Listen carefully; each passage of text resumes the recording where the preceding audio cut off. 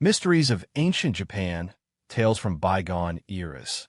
Hidden within the misty valleys and ancient mountains of Japan lie mysteries dormant for millennia. Amidst the bamboo groves, they murmur, their words engraved into half-scrolls and chiseled into stones that no one can recall ever setting. This is more than simply mythology.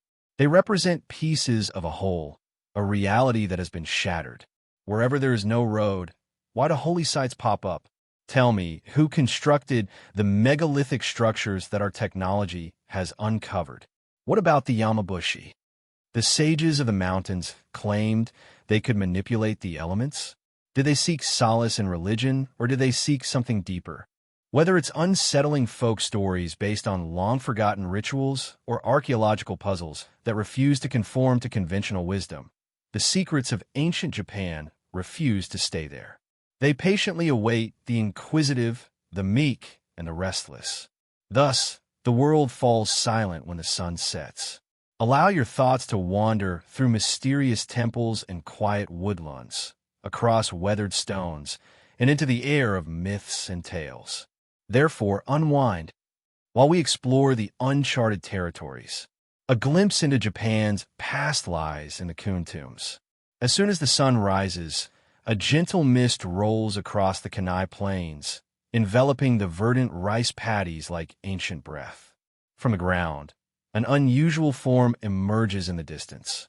A man-made monument, not a hill, that is enormous and silent. The pattern stands out when viewed from above.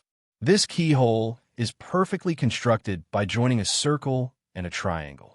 The Kofun tombs are these ancient burial mounds that date back more than 17,600 years, distributed over Japan. Despite the fact that they are among the biggest man-made earthworks in history, almost no one outside of Japan is familiar with them. Very few people have even been inside. Japan is home to more than 160,000 Kofun. The most shrouded in mystery, nevertheless, are the keyhole-shaped graves of emperors and elite rulers constructed during the Kofun period, around 300 to 700 AD. Of these, the Osaka Daisen Kofun is the most prestigious. The length is more than 5,900 feet, surpassing that of the Great Pyramid of Giza is as massive as any ancient Egyptian monument, standing at an impressive height. However, the Daisen Kofun is off-limits to the general public, in contrast to Giza. Nobody has dug a hole, looked into it, or even talked about it formally. Why?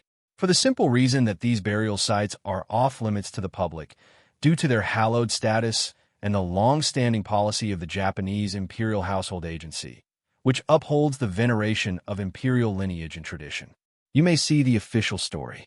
Among the early Japanese monarchs whose tombs you may find here is Emperor. Daisen Kofun is called after Nintoku. Worker and craftspeople spend years, if not decades, constructing the mausoleums to house the mighty monarchs of the Yamato dynasty, whose mythology claims a genealogy that begins with the sun goddess Amaterasu. However, the contents of these containers are still mostly unknown. A handful of cases are unique. Miniature Kofun that are not formally associated with the imperial family have also been unearthed. Within, researchers uncovered a grave. Around the mountain, in rooms surrounded by stone, wealthy burial goods, bronze mirrors, iron weapons, and Hanawa porcelain figures of humans, flora, and architecture. These help us understand the lifestyle and beliefs of that era. Still, the biggest and most ornate graves in the shape of keyholes are off-limits. Therefore, the inquiries continue. The Imperial Household Agency's stringent prohibition on any archaeological investigation into these mausoleums begs the question, why? Is it just about showing respect? Or is it possible that there might be something more profound, perhaps anything that could cast doubt on the canonical account of history? Unspoken amongst some scholars is the possibility that these mausoleums conceal information about previously unrecognized cultural links. There are striking parallels to rituals from ancient Korea and China in several aspects, like the enormous stones utilized in its construction and the sacred artifacts interred inside. Critics have gone so far as to draw structural similarities to tombs discovered in Central Asia. Do you think these mausoleums show a more complicated and early global Japan impacted not just by indigenous practices, but also by migration, invasion, and cultural exchange? Next, we have the theories that spark greater debate. A small group of scholars has raised the question of whether the ancient builders had any additional understanding of mathematical techniques or aerial surveying in light of the remarkable symmetry and exactness of the keyhole shapes, which can only be seen from above. Some people think that the coon shape, when shown on a map, represents alignments or patterns that have not been completely deciphered, which could be symbolic or even astronomical in nature. In addition to royal remains, some fringe theories believe the tombs conceal long-lost information, old manuscripts, unknown objects, or artifacts from a time before written history. Academics tend to ignore these points of view. The lack of direct inquiry, however, just serves to heighten the mystery. The significance of the keyhole shape is still up for discussion. How significant were these landmarks to the individuals who erected them? Can we call it a portal? Portal between dimensions, representing the change from existence to death? Or maybe it's the other way around, from humans to gods? Or is there some other celestial object that the gods were supposed to see? The main Kun sites have not permitted any non-imperial digs up until this point. All of the limited research that has been conducted so far has made use of non-invasive methods. Ground-penetrating radar, aerial photography, and satellite imaging. These give hints, but they don't provide solutions. There was a small change in 2019. The government of Japan authorized a restricted research surrounding the Daisen Kafun in anticipation of its inscription as a World Heritage Monument by UNESCO. Consistent with historical records, researchers meticulously measured the tomb's circumference and verified that it was built in the 5th century. The inner room, however, remains sealed and sacrosanct. It's an unusual instance in contemporary archaeology, a priceless artifact that is out of reach due to cultural rather than physical barriers, despite being there in front of everyone's eyes. The only sound that breaks the stillness is the breeze that glides past the mountain range while birdsong fills the air. Underneath these old keyholes, what lies? In the ruins of long-lost civilizations, the relics of long-gone emperors, or even in the weight of national memory, the truth lies dormant. Maybe that's the whole idea. The Kofun tombs are purposefully unknown in a world when so much is discovered, measured, and explained. Symbols that honor the departed, as well as the power of mystery in general. Here we sit, waiting and wondering. Do you want to go on to the next segment? A particular tomb to investigate? Instead, you could look closely at the Hanno figurines that surround these mounds. The graves have been left alone, swinging softly over their still bodies. The grass sways as if nature were protecting some unnamed entity. Now that we've departed from those enormous keyhole-shaped riddles, we're following the unseen danger of Japan's ancient past, not into the real world, but into the world of myth and legend. Unseen emblems of heavenly authority, the imperial regalia. A tale that has been passed down over the ages, but provides a mirror, a sword, and a diamond. No photos, no specific place, just 3 names. They are called Sanshu no Jinji, the 3 sacred treasures of Japan, said to be the imperial regalia passed down from the gods to the first Emperor Jimmu over 2.5 millennia ago. Not mere symbols of power, but physical objects that still to this day define imperial legitimacy. And yet no one outside the inner court has seen them. Not directly, not clearly, not confirmed. The mirror is called Yada Nakagami, the sword Kusanagi. No Sugi, the jewel Yasakani Nagatama. Each one is said to represent a vital human quality, wisdom, valor, and benevolence. But are they real? If so, were they? The most commonly accepted answer is this. The mirror is enshrined at the grand shrine of Isidon deep within the sacred inner sanctum. The sword rests at its Suda shrine in Nagoya, and the jewel lies within the imperial palace in Tokyo. This is what is taught. This is what tradition says. But no independent scholar or outside observer has verified these claims. Photographs are forbidden. Access is denied. Even high-ranking Shinto priests are not permitted to handle the objects directly. In fact, during the imperial enthronement ceremony, the rare event where all three treasures are ceremonially presented to the new emperor, what is seen are not the treasures themselves, but silk-wrapped boxes. No one speaks of their contents. So the question lingers, are these the original items passed down through generations of emperors? Or are they symbolic replicas meant to preserve a ritual without revealing what may no longer exist? The origins of the three treasures lie within Kojiki and Nihonki, Japan's oldest mytho-historical texts. According to these sources, the sun goddess Amaterasu, upon sending her grandson, Ninei, to Earth to establish the imperial line, gifted him these treasures. The mirror to reflect truth, the sword to protect, and the jewel to unify. The mirror is perhaps the most sacred.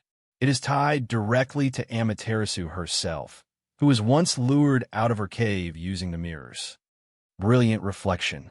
Even today, it is believed that the Yada Nakagami remains housed at the East Grand Shrine, a location so sacred that its central shrine is rebuilt every 20 years to honor ritual renewal.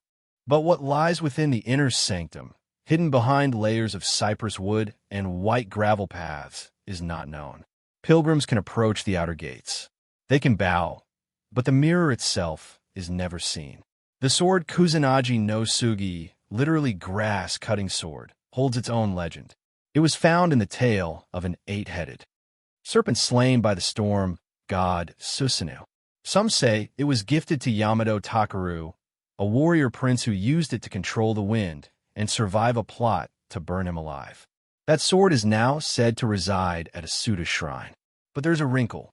In 1185, during the Jemp War, the sword was reportedly lost at sea during the naval battle of Dan Nura when the child emperor Entoka drowned, taking the treasures with him.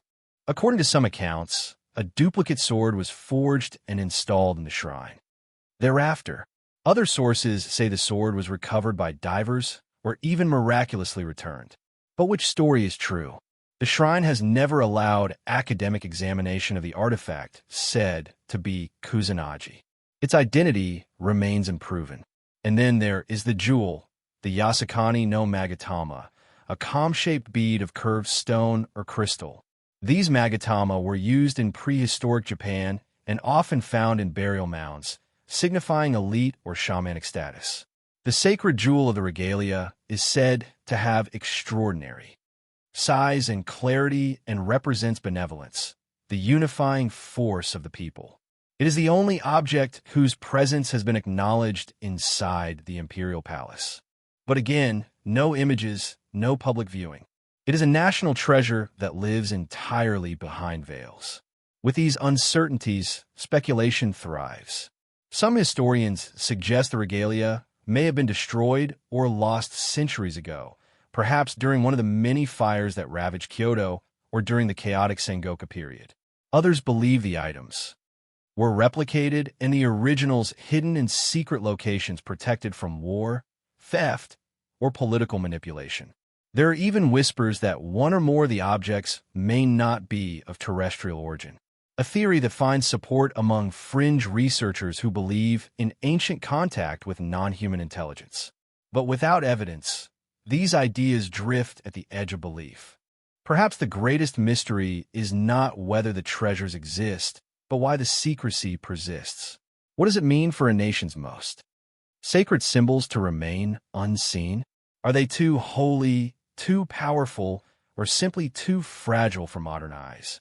And if they were to be revealed, if the mirror, sword, and jewel were shown to the world, what would they truly tell us? Would they be relics of divine myth or artifacts of a once mortal past, now deified through memory? The truth for now remains sealed behind shrine gates and imperial walls. And so, like a story told in the dark, the legend of the three sacred treasures continues to flicker just out of reach. Would you like the next section to explore another mythic site like the underwater ruins of Yonaguni? or the aesthetic practices of the Yamabushi Himiko and Yamatai, the vanished queen and her kingdom. Legends fade like mist, and some vanish into silence, hidden behind locked shrines and forbidden scrolls. As we leave behind the veiled legacy of Japan's imperial regalia, we travel even deeper into the mists of time to a queen without a face, a kingdom without a known location, in a story told not by Japan itself, but by voices from across the sea. Somewhere in the heart of ancient Japan, there may once have been a kingdom ruled not by a warlord, but by a priestess. Her name was Himiko, a name both whispered and disputed for centuries. And her domain, the elusive land of Yamatai, remains one of the greatest unsolved puzzles in Japanese history. No ruins have been definitively found. No monuments bear her image.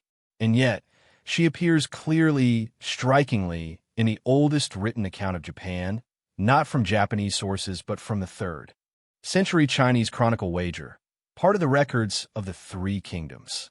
There a curious description emerges. It speaks of a land across the sea called Wa by the Chinese, inhabited by hundreds of small chiefdoms fractured and in chaos. That is until a woman named Himiko rose to power. She was not just a ruler, but a shaman said to commune with the spirits controlling her realm through ritual and mystery. The chronicle says she lived in a fortified palace surrounded by servants and protected by guards. No man was allowed to see her except one intermediary, and when she died, her people are said to have built a massive tomb over 100 paces wide and buried her with honor. The story reads more like legend than history.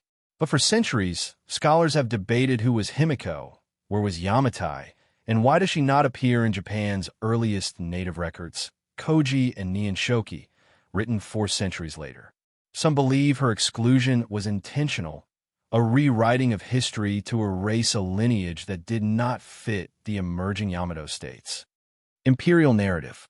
Others argue that she was remembered under a different name, perhaps as Empress Jingu, a semi-mythical figure whose conquest of Korea appears in Japanese texts, but nowhere in Korean or Chinese records. Still, the question persists, where was the kingdom of Yamatai? 2 main theories dominate. The northern Kyushu theory places Yamatai in the western island of Kyushu, close to the Korean peninsula, an area with early contact with the continent, trade, and evidence of complex society. It aligns geographically with the journey described in the Way, which lists stops and distances from the Korean coast to Himiko's realm. But others believe Yamatai was farther inland in the Kinki region near present-day NAR, an area later dominated by the Yamato court and filled with the massive Kofun tombs we explored earlier. Archaeological findings here suggest a rich, organized polity capable of monumental building, complex rituals, and political centralization. Yet no discovery has conclusively answered the question. In Kyushu, we find ancient settlements, but none that clearly match the grandeur described. In we find a right scale, but the journey mapped in Chinese records seems to lead elsewhere. Could it be that both theories are partially true? That Himiko's rule began in Kyushu, but her spiritual or cultural influence stretched inland, forming the seed of what would later become the Yamato state? Then there are stranger interpretations. Some fringe researchers suggest that Himiko's powers as a shamanist were not metaphorical but literal, that her ability to command obedience through ritual implied the use of trance states, natural psychedelics, or advanced understanding of human psychology. Others go further, speculating that she belonged to a matriarchal priesthood whose roots reach far deeper into Japan's prehistory, possibly linked to John's spiritual practices or even earlier undocumented traditions. Still others focus on the tomb. If the Chinese records are correct, the tomb of Himiko must have been vast, comparable to the Great Kofun Mounds. Some point to the Hashihaka Kofun, one of the oldest keyhole tombs, as a possible candidate located in N. It is traditionally associated with Princess Yamato Totohi Mimoso, another mysterious female figure. But the scale, age and centrality of the site suggests it may in fact have been repurposed or reattributed over time. And yet, the Hashahaka Kafun, like the other imperial tombs, remains officially sealed. No excavation has confirmed what lies within. What might we learn if it were ever open? Would it reveal the grave of a forgotten queen? A cache of early writing, evidence of foreign contact, or something more enigmatic, something that challenges the story Japan has told itself about its own beginnings? For now, we rely on fragments. Pottery shards, bronze mirrors, weapons, burial mounds, ancient text translated across cultures and centuries. None of it quite fits together. And yet, it all seems to orbit this central enigma. A woman shrouded in ritual whose name was known across the sea, but who vanished from her own land's memory. Why was it fear of her spiritual authority? Was she a rival to the male-centered Yamato power structure that would later consolidate control? Or was her kingdom simply absorbed, rewritten into a new story, her legacy scattered like ashes into myth? We may never know, but in the quiet fields of En, in the forested valleys of Kyushu, and in the minds of those still seeking her, the echo of Queen Himiko lingers, soft, uncertain, unclaimed. Perhaps she is not meant to be found, or perhaps we have been looking in the wrong place all along. Would you like the next segment to follow the ancient trail of Yamabushi mountain monks, or explore the mysterious underwater ruins near Yanani? Mount Tsurugi's secret pyramids in the peaks. The story of Queen Himiko ends, as so many ancient tales do, in silence, in an unmarked tomb, in a forgotten kingdom, in the gaps between myth and memory. But just as one trail fades, another begins to emerge from the mist. This time, not on the plains or coastal waters, but high among the sacred peaks of Shikoku. There, rising above a sea of clouds and cedar-covered slopes, stands Mount Tsurugi. The name means Sword Mountain, and it cuts a jagged silhouette against the sky. Sharp, steep, and storied. At over 1,250 m, it's one of Japan's most revered peaks. Long considered sacred by aesthetics, pilgrims, and seekers. Its forests are thick, its trails quiet, its summit wrapped in mist, even on clear days. But it is what might lie beneath the surface that has fascinated explorers and theorists for decades. In the early 20th century, whispers began to circulate. Claims that deep within a mountain, buried under centuries of stone and soil, were man-made structures, pyramidal, geometric, unmistakably artificial. Could there truly be pyramids hidden inside Mount Tsugi? It's a question that first gained traction in the 1930s when a team of researchers led by a man named Takasato began an excavation of the mountain. Driven by local legends and unusual rock formations, they believed that an ancient underground complex might be hidden beneath the surface. Over the years, the team reportedly found large stone chambers, mysterious passageways, and even what they described as a stone staircase hewn into the mountain with unnatural precision. Some claimed the layout resembled a step pyramid, similar in form to those found in Mesoamerica or ancient Mesopotamia. Others described narrow tunnels blocked by massive stones that seemed too precisely placed to be natural. But then the dig stopped and silence followed. Officially, the reason was structural danger, risk of collapse. The area was sealed and permits were never renewed. But unofficially, speculation bloomed. Why was the project halted? Was it simply a matter of safety? Or did the researchers find something they were not meant to? Some suggested the discovery of unusual artifacts, metal tools, ceremonial objects, or even inscriptions, none of which were ever verified or publicly displayed. Others spoke of strange phenomena within the mountain, shifts in magnetic fields, disorientation, or even a deep mechanical humming sound. From these fragments, more elaborate theories began to grow. One hypothesis posits that Mount Tsurugi was once the site of a lost ancient civilization predating known Japanese history capable of monumental construction. Some point to the Gulman people who inhabited Japan as far back as 14,000 BCE and whose advanced pottery and spiritual artifacts suggest a culture far more sophisticated than previously believed. Could remnants of a German-era megalithic society lie hidden within the mountain? More speculative voices go further.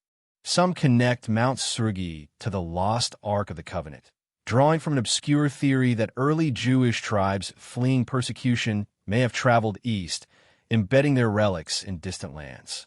This idea, largely dismissed by scholars, links the sword in the mountain's name to biblical metaphor and claims the mysterious underground structure might be a protective chamber for a sacred object. Others tracing the mountain's strange energy and geometric alignments speculate about extraterrestrial contact, suggesting that the mountain itself may have been altered or constructed to encode cosmic knowledge in alignment with ley lines or celestial paths. But amid the more dramatic theories, one simple, enduring fact remains. There is something beneath Mount Sugi that has not yet been fully explained. Geologists have acknowledged that the mountain contains highly unusual formations, angular stone placements, unnatural symmetry, and voids within the rock that suggest cavities or chambers. These could, of course, be natural geological anomalies. Japan is, after all, a land shaped by tectonic upheaval and volcanic transformation. And yet, the symmetry, the precision, the silence. Local folklore adds another layer to the mystery. Shikoku has long been home to Yamabushi, mountain aesthetics who practice Chujendo, blending Buddhism, Shinto, and folk animism. These monks believe the mountain to be a gateway between the worlds of the living and the dead, a place of visions, trials, and spiritual testing. Could their rituals handed down across centuries have originated in response to something older, something built? Then there is the name Sugi or sword. In Japanese mythology, swords are more than weapons. They are sacred instruments of divine power. Could the mountain itself be named for a legendary blade? Perhaps even linked to Kusanagi, the lost sword of the imperial regalia? We may never know. Today, Mount Sugi is a popular destination for hikers and spiritual seekers. The summit offers wide views of the surrounding ranges. And in summer, wildflowers bloom across the ridge lines. But few who walk its trails realize that deep beneath their feet lie corridors of questions. What lies buried inside Mount Sugi? A natural curiosity, a forgotten civilization, or a truth we are not yet ready to face? The mountain does not answer. It stands as it has for millennia, watchful, wordless, waiting. And in its shadow, the mystery deepens. Would you like the next segment to descend beneath the waves to explore the Yanani underwater monument? Masuda Nwawani, the enigmatic rock ship. From the shadowed corridors of Mount Sugi, where speculation and silence seem to intertwine beneath the earth, we now move to a quieter landscape, gentler, sunlit, but no less enigmatic.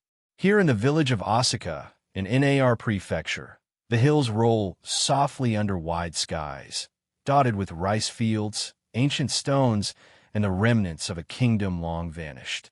This was once the seat of power during Japan's Osaka period, more than 1,400 years ago, a time when Buddhism arrived, political systems shifted, and monumental changes swept across the archipelago. But amid the imperial ruins and burial mounds lies something far older, something stranger. Carved into the bedrock of a low hill, it sits alone, massive, geometric, and eerily precise. This is the Masuda Noiwafun, the rock ship of Masuda, a name that evokes movement, though the stone has never moved. It is nearly 11 m long, 8 m wide, and over 4 m tall. An immense granite monolith weighing an estimated 800 tons. And no one knows why it was made. From a distance, it looks like a ship run ground. A squat vessel of stone with sharply defined lines, and a large rectangular depression carved cleanly into its flat top. 2 square holes cut deep into the surface, perfectly measured, empty. There is no inscription, no written record, no shrine or altar nearby. The stone offers no explanation for its own existence, and yet it was clearly not formed by nature. Who carved it? When more importantly, why? The Masuda Noa Waffen defies easy classification. Unlike the Kafun tombs, it is not buried. Unlike Buddhist stoneworks, it bears no image, no deity, no trace of religious symbolism. Its sharp angles and flat surfaces suggest tools of precision, tools capable of removing entire tons of granite with astonishing care. But in the 6th or 7th century, what civilization in Japan possessed such techniques? And for what purpose? Some scholars believe the monolith was left unfinished, that it was part of a construction project, perhaps a tomb, or the foundation of a ritual structure that was suddenly abandoned. Yet the shape seems too refined, too deliberate for something incomplete. There is nothing crude about its lines, nothing makeshift about its form. Others suggest it may have had astronomical significance. The Masuda Noiwan faces due west, a detail some researchers believe is linked to solstice alignments. The 2 square holes on its top may have held wooden posts, sighting devices, or ceremonial markers aligned with the sun or stars. In a time before written records, might this have been a kind of observatory or a solar calendar carved into the very landscape? It is a tempting theory, but it remains speculative. Then there is the question of the name rock ship. The earliest written references to the site use this term, though no explanation is given. Did ancient locals imagine the stone as a vessel to the gods, a symbolic reminder of passage to the afterlife? Or is it a poetic memory of some older, now lost myth? Here the fringe theories begin to take root. Some see in the Masuda Noiwan echoes of other megalithic sites around the world, from Machu Picchu to Baalbek, where stones of incredible size were shaped with inexplicable skill. Is it possible, they ask, that an advanced proto-civilization once flourished in prehistoric Japan, one capable of manipulating stone on a massive scale? Others wonder if the structure served as a kind of earth anchor designed to harness energy, part of a now-forgotten spiritual science that saw the land as alive and interconnected, a grid of energy lines converging at sacred sites. This idea, while lacking in mainstream support, persists among alternative historians who view Masuda Noi Waffen as a deliberate node in a much larger hidden network of ancient power. Still more speculative are those who claim the monolith was not carved from the earth, but placed into it. A technological artifact, they suggest, misunderstood, misdated, and misinterpreted. Though such ideas are rarely entertained by archaeology, the mystery remains. No definitive explanation, no clear context, no answers. Only the stone itself, silent, immovable. It's worth noting that the Oscar region contains several other enigmatic stoneworks. Scattered boulders carved into unusual forms, such as the Ishibai Kun, a massive stone chamber whose roof weighs over 70 tons.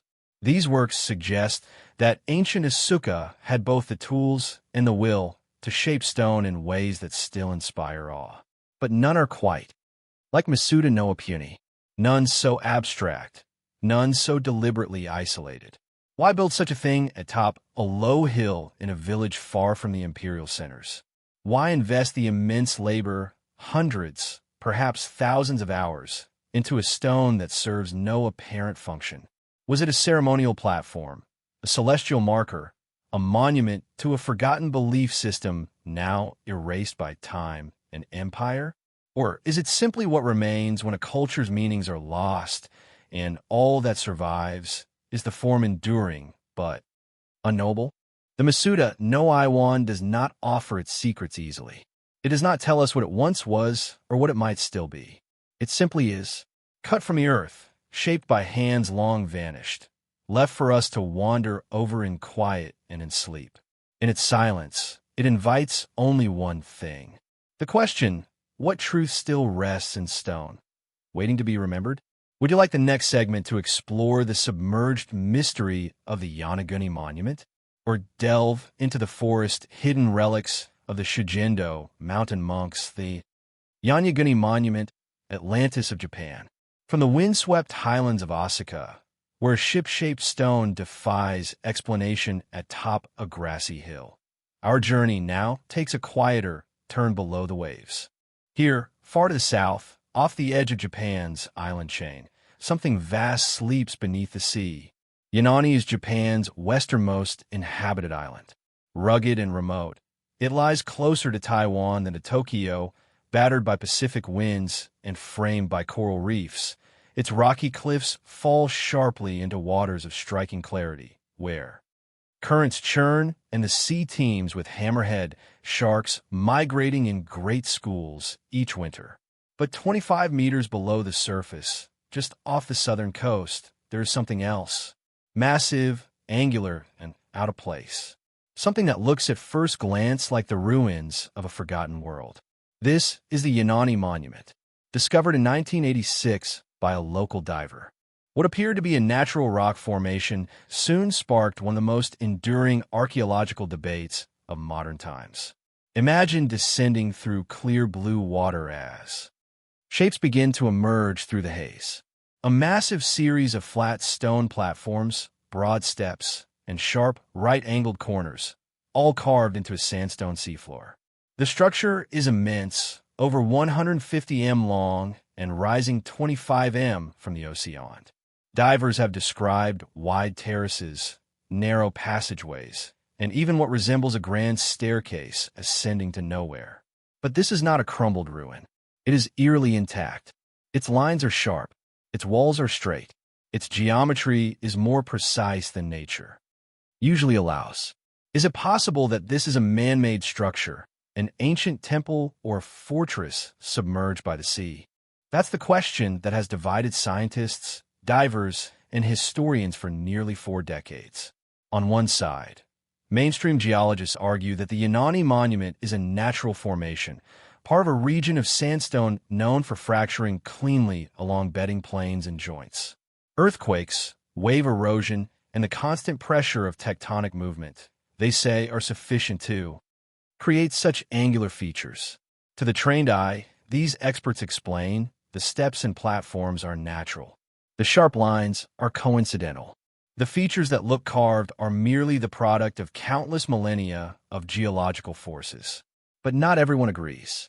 The monument's most vocal proponent, marine geologist Professor Masaki Kamura, spent decades surveying the site.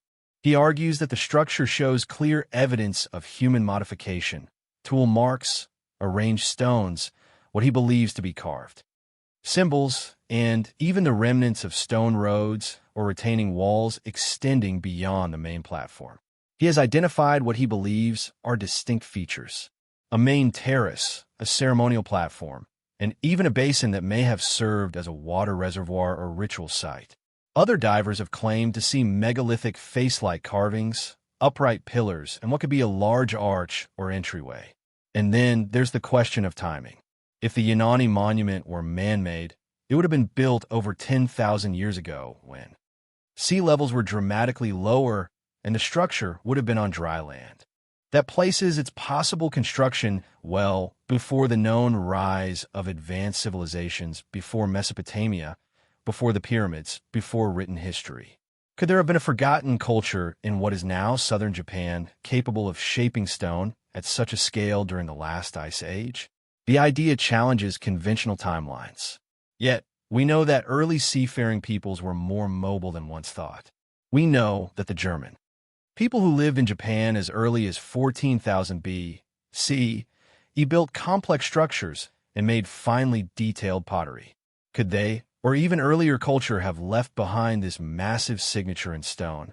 Some have dubbed Yanani Japan's Atlantis, a submerged city, a sunken shrine, a lost civilization erased by rising seas.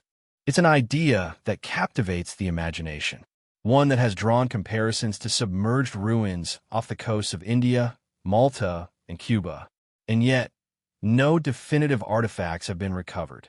No tools, no bones, no inscriptions, nothing that clearly confirms human hands once worked these stones.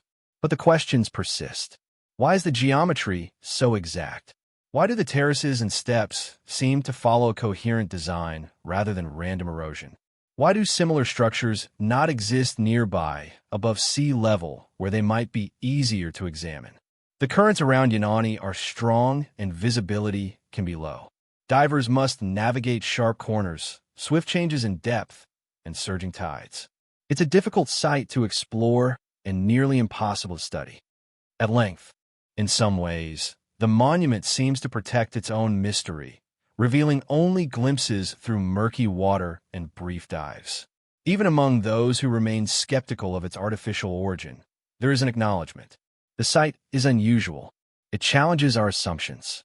It reminds us that in a world mapped by satellites and scanned by sonar, mysteries still lie beneath the surface, hidden not in jungles or deserts, but just offshore in the deep blue silence. And so the monument rests, not forgotten, but unanswered. Whether natural wonder or lost architecture, it stands as a marker of our limits, of how much we know and how much we still hope to find. What else sleeps beneath the waves, waiting for the tides of time to shift once more? Would you like the next segment to explore the hidden world of the Yamabushi mountain monks and their secret rituals in Japan's sacred peaks? The Utsuruni, a mysterious visitor from the sea beneath the waves of Yanaguni. We glimpsed what may be the stone bones of a forgotten past, etched in silence and mystery. Now we drift gently forward in time, but not entirely back to certainty. For even in the relatively recent history of Japan, the unexplained finds its way ashore, carried not by tectonic force or ancient hands, but by the tide itself. It is the year 1803. Along the eastern coast of Japan in the province of Itachi, modern-day Ibaraki Prefecture, the waves break gently against the black sand beaches. Fishermen accustomed to the rhythms of the sea glanced toward the horizon and noticed something strange. A vessel drifting silently toward shore, but not like any they had seen before. What they found would become known as the Utsuro Bune, literally the hollow ship, and what it contained remains one of the most peculiar, perplexing stories in Japanese folklore and maritime history. According to multiple texts from the Edo period, such as the Towan Shetsuyumi Nori and Heieri, Kishu the strange craft was discovered on the beach of Haratonohama near the town of Orai. It was described as a circular dome-shaped boat approximately 35 m tall and over 5 m wide. Its upper half was said to be made of a smooth metallic material glinting in the sun. The lower portion appeared reinforced with wooden slats sealed with tar or sap to keep out water. Windows or openings of some kind, either glass or crystal, encircled the dome, but they were difficult to see through. Some accounts describe intricate symbols etched along the hull in an unfamiliar script that none present could read. Inside the craft, seated quietly, was a young woman. She was described as unusually beautiful with pale skin, red or golden hair, and strange clothing unlike anything worn in Japan. She spoke a language no one understood and clutched tightly to a small box-like object, never letting it out of her hands even for a moment. When asked through gestures what the box contained, she shook her head. She would not part with it. She would not explain. The villagers, unsure what to make of this encounter, brought her and the vessel to a local official. After deliberation and uncertain whether she was a castaway, a spy, or something else entirely, they returned her and the craft to the sea, allowing the tide to carry her away once more. This is where the story ends. No follow-up, no rediscovery, just a brief appearance like something out of a dream recorded in multiple sources and then lost to time. But what exactly was the Utsuron? The official explanation, and one held by many scholars, is that the woman was a foreign castaway, possibly Russian or European, adrift in Japanese waters at a time when the country was under strict isolationist policies known as Sakoku. Her vessel may have been a lifeboat or escape pod of some kind. The box she held could have contained religious artifacts, personal effects, or items considered sacred or private. The Yujiro Bune in this interpretation is a tale of xenophobia and mystery, where an outsider unable to communicate and holding on to the only remnants of her past is sent back to the sea by a society wary of the unknown. And yet certain elements complicate that narrative. The vessel's structure is peculiar. Its shape, a metallic disc-like craft with crystal windows, bears more than a passing resemblance to modern descriptions of unidentified flying objects. The woman's unfamiliar language, the odd script on the craft's exterior, and the glowing interior described in some versions have led more speculative researchers to suggest that the Etsuro Bun may not have been of this earth at all. Could it have been an early sighting of an alien visitation long before the modern era of UFO encounters? Some ufologists argue that the story's consistency across multiple documents gives it unusual credibility. Others highlight the cultural context. Edo period Japan was deeply isolated, yet the account shows remarkable detail and restraint, lacking the fantastical embellishments that often accompany myth. Still others offer a different possibility that the story is allegorical, a warning or moral tale hidden in historical clothing. Perhaps a commentary on fear of the foreign or the fragility of the human condition in the face of the unknown. In this reading, the box the woman held could symbolize memory, loss, or even truth, something she could not share yet could never release. Yet the records remain curiously unemotional. The tone is clinical, observational, as if the writers themselves weren't sure what they had heard. The accounts do not treat the event as a fable or cautionary tale, but as a matter of fact, strange certainly, but real. And so, the hollow ship passes into legend, its origins unconfirmed, its purpose unclear. There is no evidence of the vessel itself, no remnants, no photographs, no preserved parts. Only the text remains, written in ink, bound in old paper, quietly waiting on dusty shelves of libraries and museums. Is it possible that a visitor truly arrived on Japan's shores in 1803, not from another nation, but from another world? Or was this simply an unknown woman cast off by fate, mistaken for something more? Perhaps the truth lies somewhere in between, lost in translation, suspended between history and myth. Whatever the case, the Usura Bunny reminds us that not all mysteries were the face of antiquity. Some drift toward us unexpectedly, strange and silent, and disappear again before we can ask the right questions. What if she returns someday? Or perhaps she never left at all? Would you like the next segment to follow the hidden trails of the Yamabushi monks? Or explore the spiritual legends of Japan's Killing Stone and its ties to ancient folklore? Dog, clay, figures from a distant past. The woman of the hollow ship vanished with the tide, her strange craft swallowed by the sea, and her silence left behind.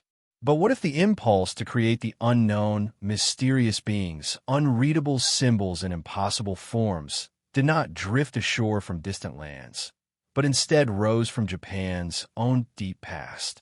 Long before ships, before writing, before temples, there were figures and they are still watching us, scattered across the northern coasts and central plains of Japan, often unearthed in the soil of ancient middens or at the foot of forgotten hills, are small, intricately made clay figures. They're known as dog, and they come from the Joan period, a prehistoric era that stretches back over 14,000 years, one of the oldest continuous cultures in human history. The dog are strange, deliberately so. They typically stand between 10 to 30 centimeters tall. Their bodies are stylized, some robust, others wiry, many marked with swirling patterns etched into the clay before firing. But it is the heads, and especially the eyes, that make them unforgettable. Enormous goggle-like or almond-shaped faces devoid of expression, framed by helmets or ornate headgear with limbs that taper off or bulge unnaturally. They do not resemble animals. They do not clearly resemble humans, and they appear again and again across time and space with no single purpose attached. So what were they? Mainstream archaeologists suggest that the dog were ritual objects. Many have been found, broken intentionally, perhaps as part of ceremonies where the figurine was believed to absorb illness or misfortune before being discarded. Their exaggerated features, large hips, broad thighs, small waists, are thought to symbolize fertility or femininity, tying them to cycles of birth, death, and renewal. Others argue they were used in healing practices, functioning as sympathetic substitutes for the human body. If a person was ill, a dog could be crafted to represent them, then symbolically healed through gestures, scratches, or fire. But not all dogs fit this narrative. Some are androgynous, even genderless. Some appear to wear garments or armor. Others are formed with non-human features, slit-like mouths, elongated limbs, or surfaces covered in geometric designs that resemble modern circuitry more than ancient tattoos. The most famous among them, the so-called Shikoki dogu, found primarily in eastern Japan, are particularly haunting. With their huge insect-like eyes and rounded, almost helmeted heads, they seem alien. Literally, their form has become iconic not just within Japan, but globally as a focal point for mystery and speculation. Could these ancient figures be depictions of something not of this earth? That question, tentative, provocative, has fueled alternative theories for decades. Some fringe theorists propose that the dog are evidence of prehistoric contact with extraterrestrial visitors. They point to the goggle-like eyes and what appears to be sophisticated gear or armor as signs of beings wearing spacesuits. The stylized designs on their bodies are read by some as breathing apparatus, control panels, or flight mechanisms. Is it possible, they ask, that these figurines are not symbols, but memories, cultural impressions of a forgotten encounter? Others suggest the figures represent shamans in ritual dress, individuals who entered altered states of consciousness to commune with spirits, wearing elaborate costumes that set them apart from ordinary society. In this reading, the do are visual echoes of spiritual transformation, half human, half otherworldly, capturing a reality scene through vision, trance, or dream. Still others place the dog within the context of Joman spirituality, which was deeply animistic. Every stone, every tree, every mountain was believed to be alive with spirit kami.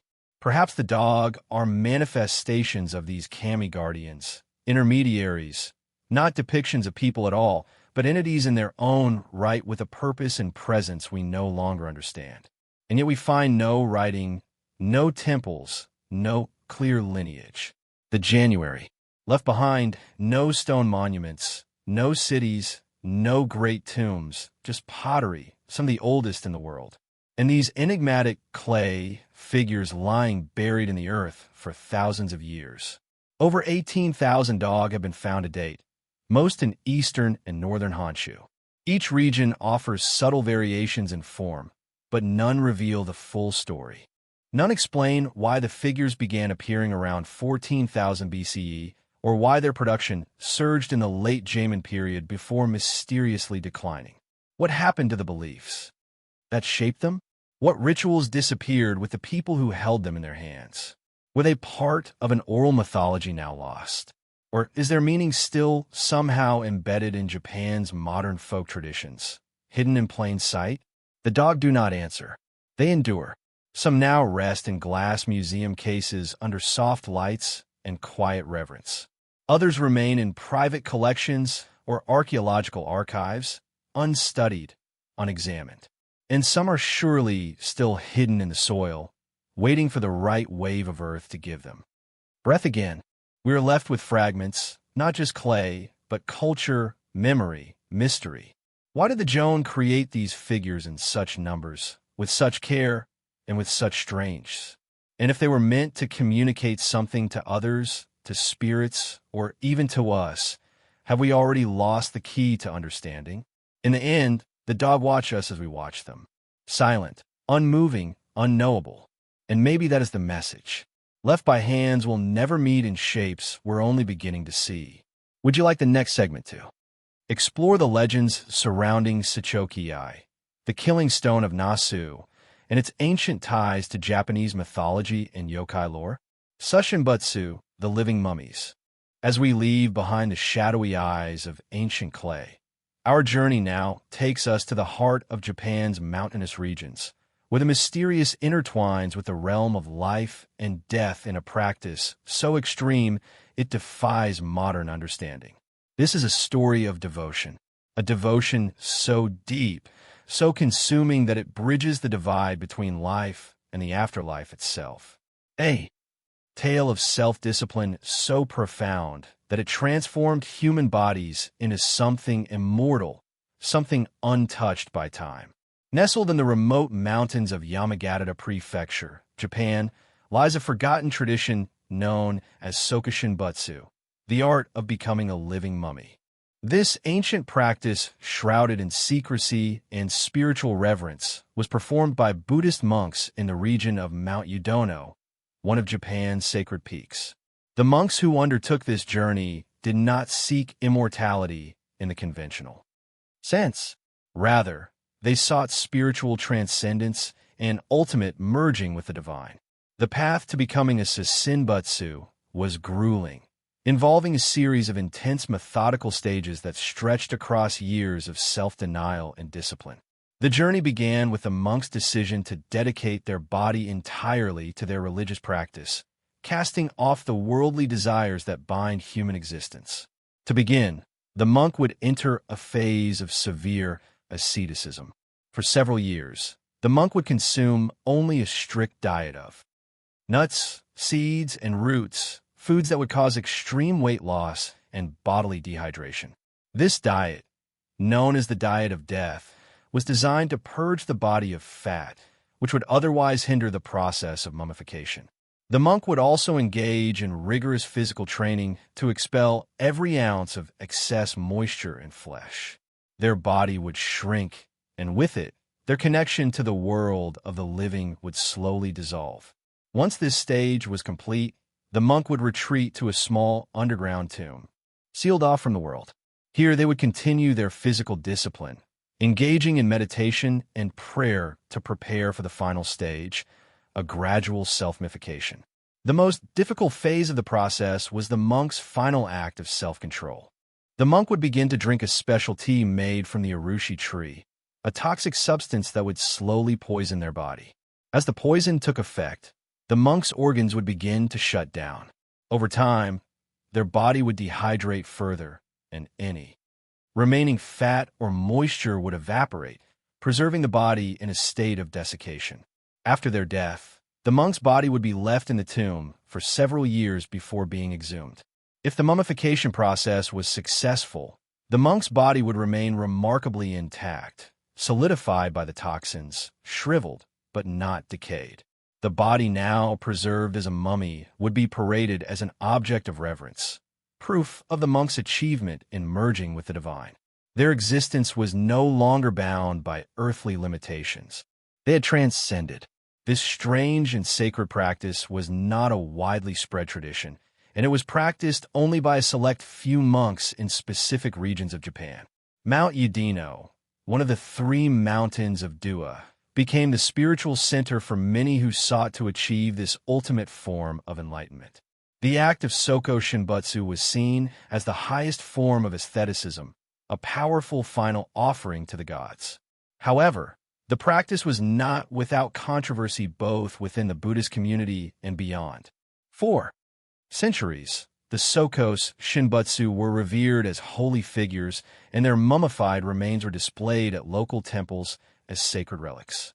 But as time passed, the practice was eventually outlawed in the late 19th century under the Meiji government's push for modernization and the separation of Shinto and Buddhism. The mummified monks were no longer seen as objects of veneration, but rather as relics of a time long gone. Today, there are fewer than 30 known mummies of Sokushinbutsu, most of them located in Yamagata Prefecture. These preserved monks stand as haunting reminders of a belief system that merged death with divinity in a unique and solemn way. Some mummies are preserved within small shrines accessible to the public, while others remain in temples hidden deep in the mountains, visited only by those who seek a deeper understanding of Japan's spiritual history. In 2016, one of the most well-preserved Subutsu was discovered at Dainoso Temple in Yamagata. The monk known as Tetsumonai had been preserved for over 300 years. His body, remarkably intact with skin stretched taut over his bones. His eyes were still visible, and his features retained an eerie calmness, as if in eternal meditation. The discovery of this well-preserved mummy sparked renewed interest in the Susenbutsu and prompted further research into the methods behind their preservation. But even today, there are unanswered questions. How exactly did the monks achieve this level of preservation without modern technology? What did they understand about the human body that we still do? Not. Was the process truly one of transcendence? Or was it an act of desperation, a final attempt to escape the confines of the mortal world? More unsettling still is the underlying question. What compelled these monks to take such extreme steps? Was this a personal quest for salvation? Or was it a collective spiritual act meant to offer enlightenment to the community? How much of this practice was driven by faith, and how much by the monks' own fear of death? It's hard to shake the thought that the act of mummification, painful, toxic, and isolating as it was, represented a search for something greater. The Sugisawa were not seeking immortality in the traditional sense. They sought the divine. They sought to prove that the body could transcend its earthly limitations, that the soul could escape even the constraints of death. And in the end, that is what the fire mummies have left us with. A question of how far the human spirit is willing to go to achieve enlightenment, to escape the cycles of life and death, and to make sense of the mystery that lies beyond our understanding. What happens when one walks that final path into the unknown, into the beyond, and seeks to transcend not only this life, but the very nature of being itself? Perhaps the answer lies buried in the silent bodies of the Sabsu, preserved through time, waiting for us to listen. Would you like to continue this exploration by turning to the mysterious legends surrounding the Killing Stone, the Seski, and its ties to ancient folklore? Or should we look further into the mystical practices of Japan's Yamabushi monks? Sanyamariyama a Iman Metropolis. As we step away from the haunting self-sacrifice of the Saka, Shimbutsu monks, we turn our attention to a different kind of mystery, one that takes us back over 5,000 years into the world of the Jan people, whose legacy continues to puzzle modern scholars. In the northern part of Japan's Honu Island, an archaeological site has emerged that challenges everything we thought we knew about the ancient past. The Sanai Maruyama ruins. Located near the city of Amori, the Sanai Maruyama site is one of the largest and most significant era settlements ever discovered. Spanning roughly 30,000 m, it is believed to have been occupied around 3,500 to 2,500 BCE. What makes this site extraordinary, however, is not just its size, but the complexity of its construction and the level of advanced social organization it reveals. When you walk through the site today, you're struck by the precision of the design and the scale of the structures.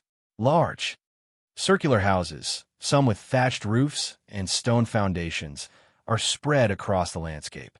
These houses, known as pit dwellings, were not just places to live, but had a communal purpose, suggesting a well-organized society. Some of the buildings were so large they likely housed entire families or perhaps even small clans, providing shelter for a wide network of people. But it is the more remarkable discoveries, objects, and construction techniques that have left archaeologists and historians alike pondering the true nature of the German people. For example, excavations have revealed intricate pottery, some of the oldest in the world, as well as beautifully crafted stone tools and ritualistic objects made from bone and antler. These objects offer a window into a culture that was not only sophisticated, but also deeply connected to its environment. Some of the large wooden poles found at the site have led researchers to speculate that the Jan people might have constructed complex ceremonial or social structures similar to the stone circles or timber circles seen in other parts of the world, such as Europe. Could these sites have held religious significance, or were they merely functional, serving as community gathering places for trade, ritual, or governance? More striking are the storage pits uncovered at Sanai Maruyama, which suggests that the Jan had a deep understanding of food preservation and storage techniques. Evidence of rice and other grains stored in these pits has led some scholars to challenge the conventional narrative that Japan's rice culture began much later during the Yayoi period. Instead, could the John have had a far more advanced agricultural system than previously thought? The scale of the site and the evidence of food storage and complex structures imply that the John were not simply hunter-gatherers as once assumed. Rather, they were developing complex societies with trade networks, social hierarchies, and specialized labor, traits we would normally associate with much later civilizations.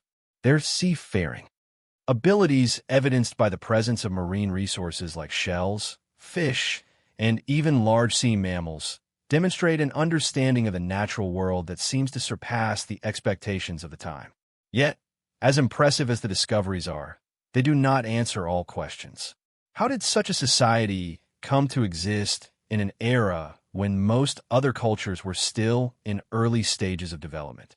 Was the Joan culture uniquely gifted with insight into agricultural practices, construction, and art? Or was there something more? Something perhaps that has been lost over time. Knowledge, traditions, or techniques that did not survive the centuries. The site of Sai Mariama raises another intriguing possibility that the John were connected to other advanced societies outside Japan. Evidence of trade networks has been uncovered, suggesting that the Jomon people were not isolated, but had contact with distant lands, possibly even across the Pacific. Could there have been exchanges of ideas, goods, and technologies between ancient civilizations that we have yet to fully trace?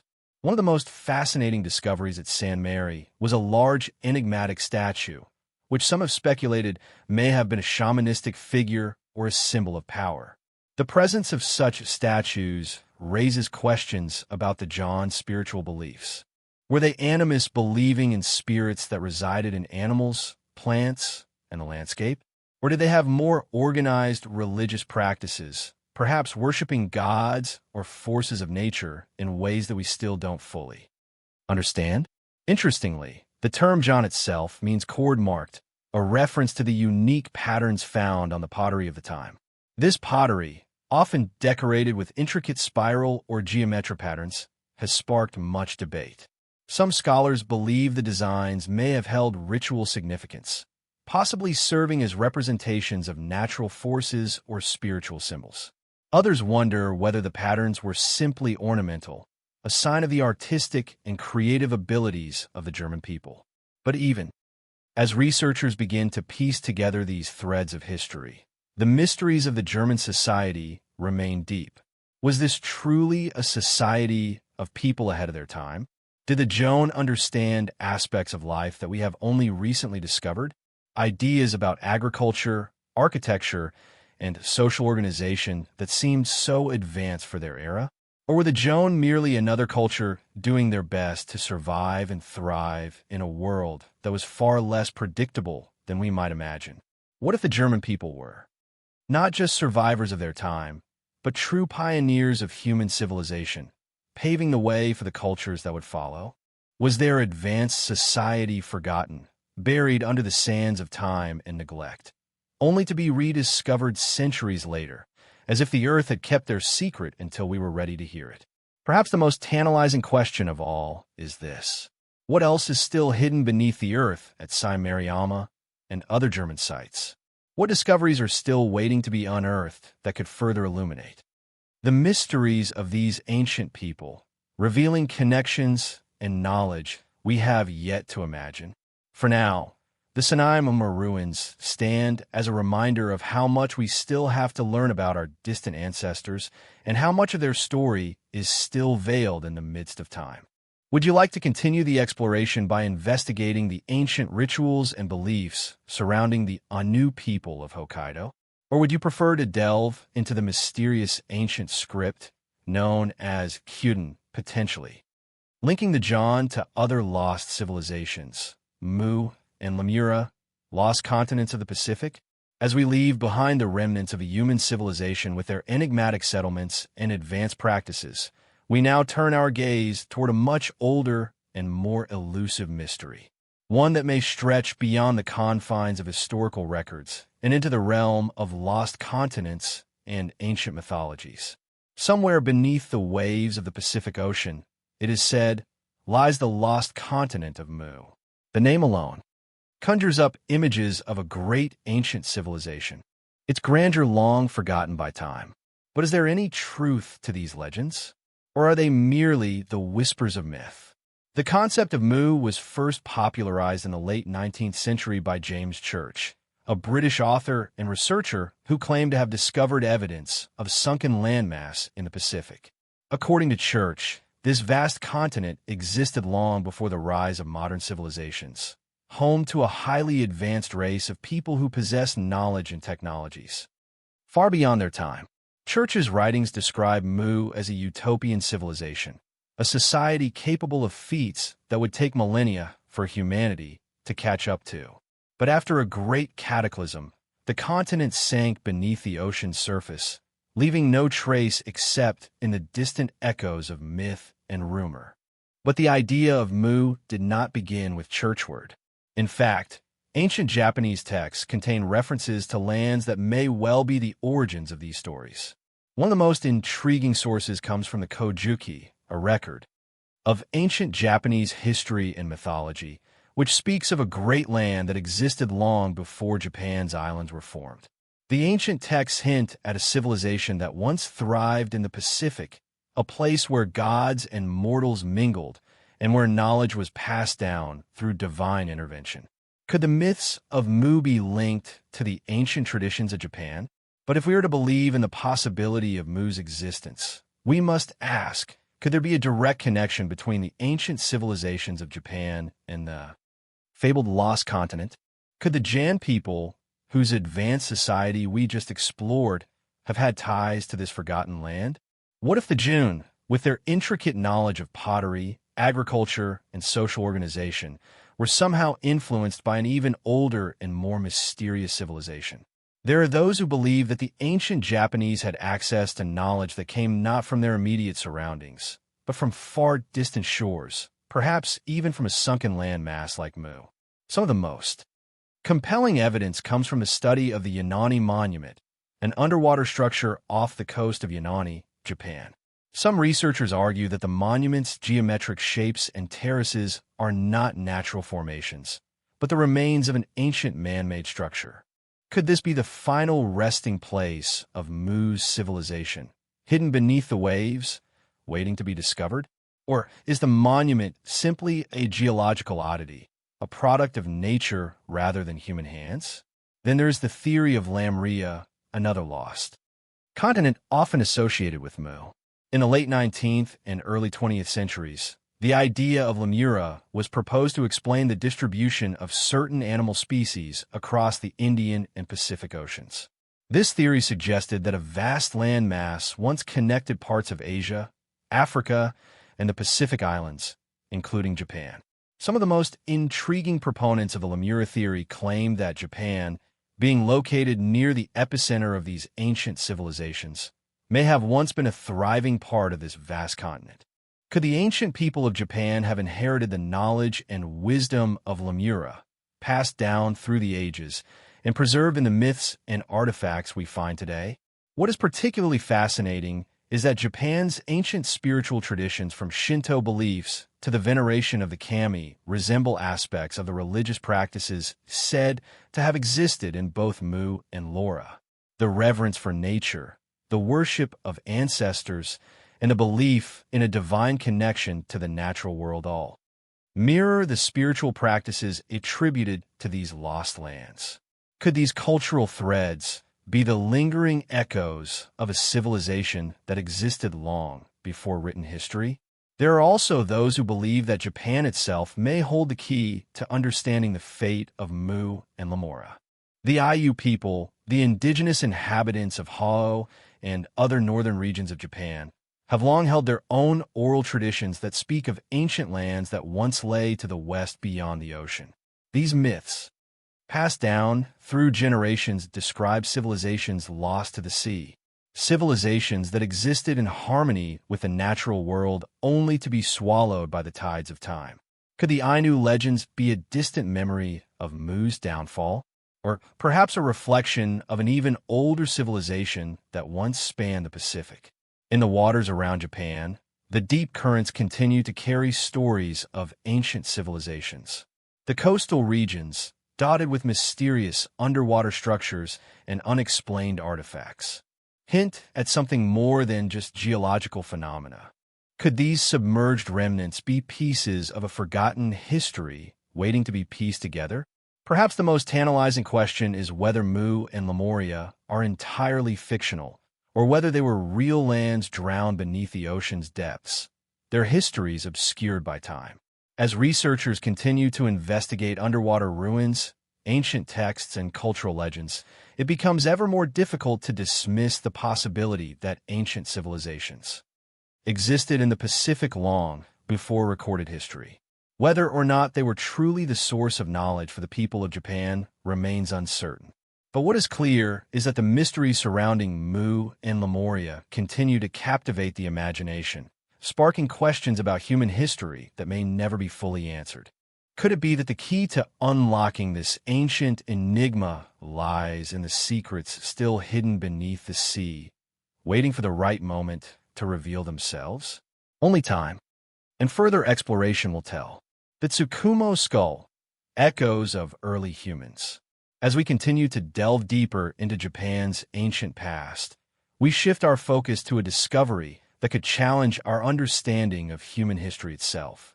In the quiet, rugged hills of Tsukumo in central Japan, a discovery was made that would ripple through the world of archaeology. Here, nestled in the soil of an ancient burial site, a single human skull was unearthed. Its age, its origin, and its connection to the broader sweep of human civilization, all wrapped in a shroud of mystery. The Tsukumo skull, as it would come to be known, is thought to be the oldest human remains ever found in Japan. Dating back an astonishing 30,000 years, it suggests the presence of early humans in Japan, long before the rise of the civilizations we are familiar with today. What's particularly compelling about the Tsukumo skull is not simply its age, but the peculiarities that surround it. The details that suggest its history is far more complex than we might expect. From a conventional narrative of human migration, discovered in the late 1980s, the skull was found by a team of researchers working at a site located near the Tsukumo River in the Kagawa Prefecture. At first glance, the skull appeared unremarkable. Another piece of the puzzle in the long history of human settlement in the Japanese archipelago. But as the research progressed, the skull began to reveal clues that pointed to something more unusual, something that would prompt further investigation and speculation. The first mystery that arose from the Tsukumo skull was its physical characteristics. The skull itself is strikingly different from the remains of other humans discovered in East Asia, especially those from the same time period. Early humans in Japan, such as the Yaman people, were believed to have a distinct skeletal structure characterized by broader, rounder skulls and a more robust build. But the Tsukumo skull presents a different picture. Its features suggest a more refined, delicate structure, one that seems to align more closely with populations found in Southeast Asia or even the distant Caucasus. Could this indicate that the ancestors of these people came to Japan from even farther away than originally thought? The age of the skull adds to the intrigue. While the Tsukumo skull is not the oldest human remains in the world, far from it, it is the oldest known example from Japan and represents a crucial link in the puzzle of human migration to the islands. At 30,000 years old, it falls within the late Paleolithic period when humans were still in the early stages of developing the tools, customs, and cultural practices that would eventually define civilization. This period marks a time when the islands of Japan were sparsely populated and isolated from the rest of the world by the surrounding seas. One of the most perplexing aspects of the Tsukumo skull is that its discovery challenges the more conventional theory of human migration to the Japanese archipelago. According to widely accepted theories, humans are believed to have arrived in Japan around 35,000 years ago, likely coming from the mainland of Asia. The timeline fits neatly with the appearance of the Joan people, who are thought to have evolved from these early settlers.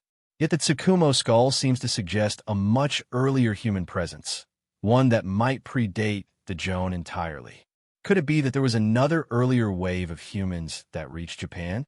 Or perhaps an entirely unknown group of Humans was present long before the Joan began to settle and establish permanent communities. Theories regarding the identity of the individuals who might have left behind the Tsukumo skull vary widely.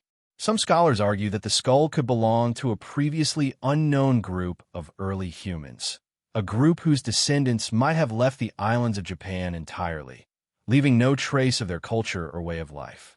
This theory suggests that the Tsukumo people, as they have been called, might have been part of an isolated population that was eventually absorbed by later migrations, their distinct features fading into the broader genetic pool of the Jan and other prehistoric peoples. Others speculate that the Tsukumo skull could be the remains of an individual who had migrated from farther afield, perhaps even from the Eurasian continent. The idea that early humans may have made long-distance migrations across the land bridges and through the vastness of the Pacific is not as far-fetched as it might seem. Archaeologists have long speculated about the possibility of seafaring migrations and the presence of human remains with characteristics that do not match the typical yeoman skull structure, only adds fuel to this fire. Could these people have navigated the waters of the Pacific, settling on the islands of Japan thousands of years before they were ever thought to have done so? This raises the question, could the Tsukumo skull hold the key to understanding a lost chapter of human migration, one that we have overlooked for centuries? What if it reveals a more complex and diverse pattern of settlement on the islands than we've been led to believe? Could it also suggest that Japan's ancient history is far older and more intricate than we've previously imagined? Perhaps the most tantalizing aspect of the Tsukumo skull is its silence. Despite its age, it has revealed little in terms of cultural artifacts or material evidence that might provide clearer answers. Unlike the burial sites of the Aiman people, which are rich with tools, pottery, and remnants of early society, the Tsukumo site has yielded few such clues. What does this absence suggest? Was the individual to whom the skull belonged part of a transient nomadic people who left little behind? Or were the remains of the person, perhaps belonging to a family or small group, simply lost to the ravages of time, leaving only the skull as evidence of their existence? For all the speculation, we are left with few concrete answers. The mysteries of the Tsukumo skull, like many of Japan's ancient enigmas, are tantalizingly elusive, hinting at a far-reaching past that we may never fully understand. As researchers continue to examine the skull, its origins, and its context, we can only wonder what secrets might still lie hidden, waiting to be uncovered beneath the soil and the sands of time. What truly happened to these ancient peoples? Who were they? And what truths about the origins of human settlement in Japan might still be buried beneath layers of earth, waiting for the right moment to reveal themselves? The mystery of the Tsukumo skull endures, and with it the unyielding questions about the depths of our shared history. The Kun mirrors reflections of the divine. As we continue our journey through Japan's ancient and enigmatic history, we arrive at one of the most striking and puzzling artifacts, objects that have captivated archaeologists and historians for centuries. The mirrors found in the ancient Kofun tombs. The Kofun period, which spanned from the 3rd to the 7th century, is known for its large keyhole-shaped burial mounds, often serving as the final resting places for Japan's elite, its emperors, princes, and high-ranking figures. Among the many treasures that have been unearthed from these tombs, the mirrors stand out, not only for their craftsmanship, but for the mystery that surrounds them. These ancient objects, many of them highly ornate and some incredibly large, continue to pose more questions than answers. Picture, if you will, stepping into a Kofun tomb. You are surrounded by the quiet hum of the earth, the air, heavy with the weight of time. The tombs themselves are grand, their earthen mounds towering over the surrounding landscape, commanding both awe and reverence. Inside the tombs often contain an assortment of offerary goods, weapons, pottery, jewelry, and mirrors. Shiny reflective surfaces that stand out amidst the more mundane artifacts. These mirrors, however, are unlike anything you may have expected to find in an ancient burial. Crafted from bronze, copper, and even gold, Many of the mirrors found within these tombs are often decorated with intricate patterns, mythological symbols, and elaborate motifs. What is especially fascinating is that while mirrors were not entirely uncommon in other parts of the world at the time, the significance of these mirrors in Japan seems to transcend mirror functionality. Some of these mirrors are considered to have served as more than just reflective surfaces. In Japanese Shintoism, mirrors are powerful symbols, often representing the divine or the ability to see beyond the physical world. The mirror has long been one of the three sacred treasures of Japan, symbolizing the spirit of truth and the purity of the soul. The famous Yata Nakagami, for instance, is a sacred mirror said to represent wisdom and has held profound spiritual significance in Japanese culture for centuries. But as we examine these kun mirrors, something begins to feel off, as though there's more to the story than just religious symbolism. Many of these mirrors, especially those found in the largest and most ornate tombs, seem to possess strange characteristics. Their shiny surfaces often show signs of wear or fading. Yet, the imagery etched upon them appears almost too precise, too sophisticated for their time. How could the ancient craftsmen have created such elaborate designs without the advanced tools we associate with later periods of history? Could these mirrors have been made using lost techniques or even knowledge passed down from an ancient civilization that has long been forgotten? Consider also the size and placement of these mirrors within the tombs. Some mirrors are remarkably large, far larger than one would expect to find for any kind of typical personal use. What were these large mirrors used for? And why were they placed in the graves of prominent individuals? Were they purely decorative, or did they serve a ritualistic purpose?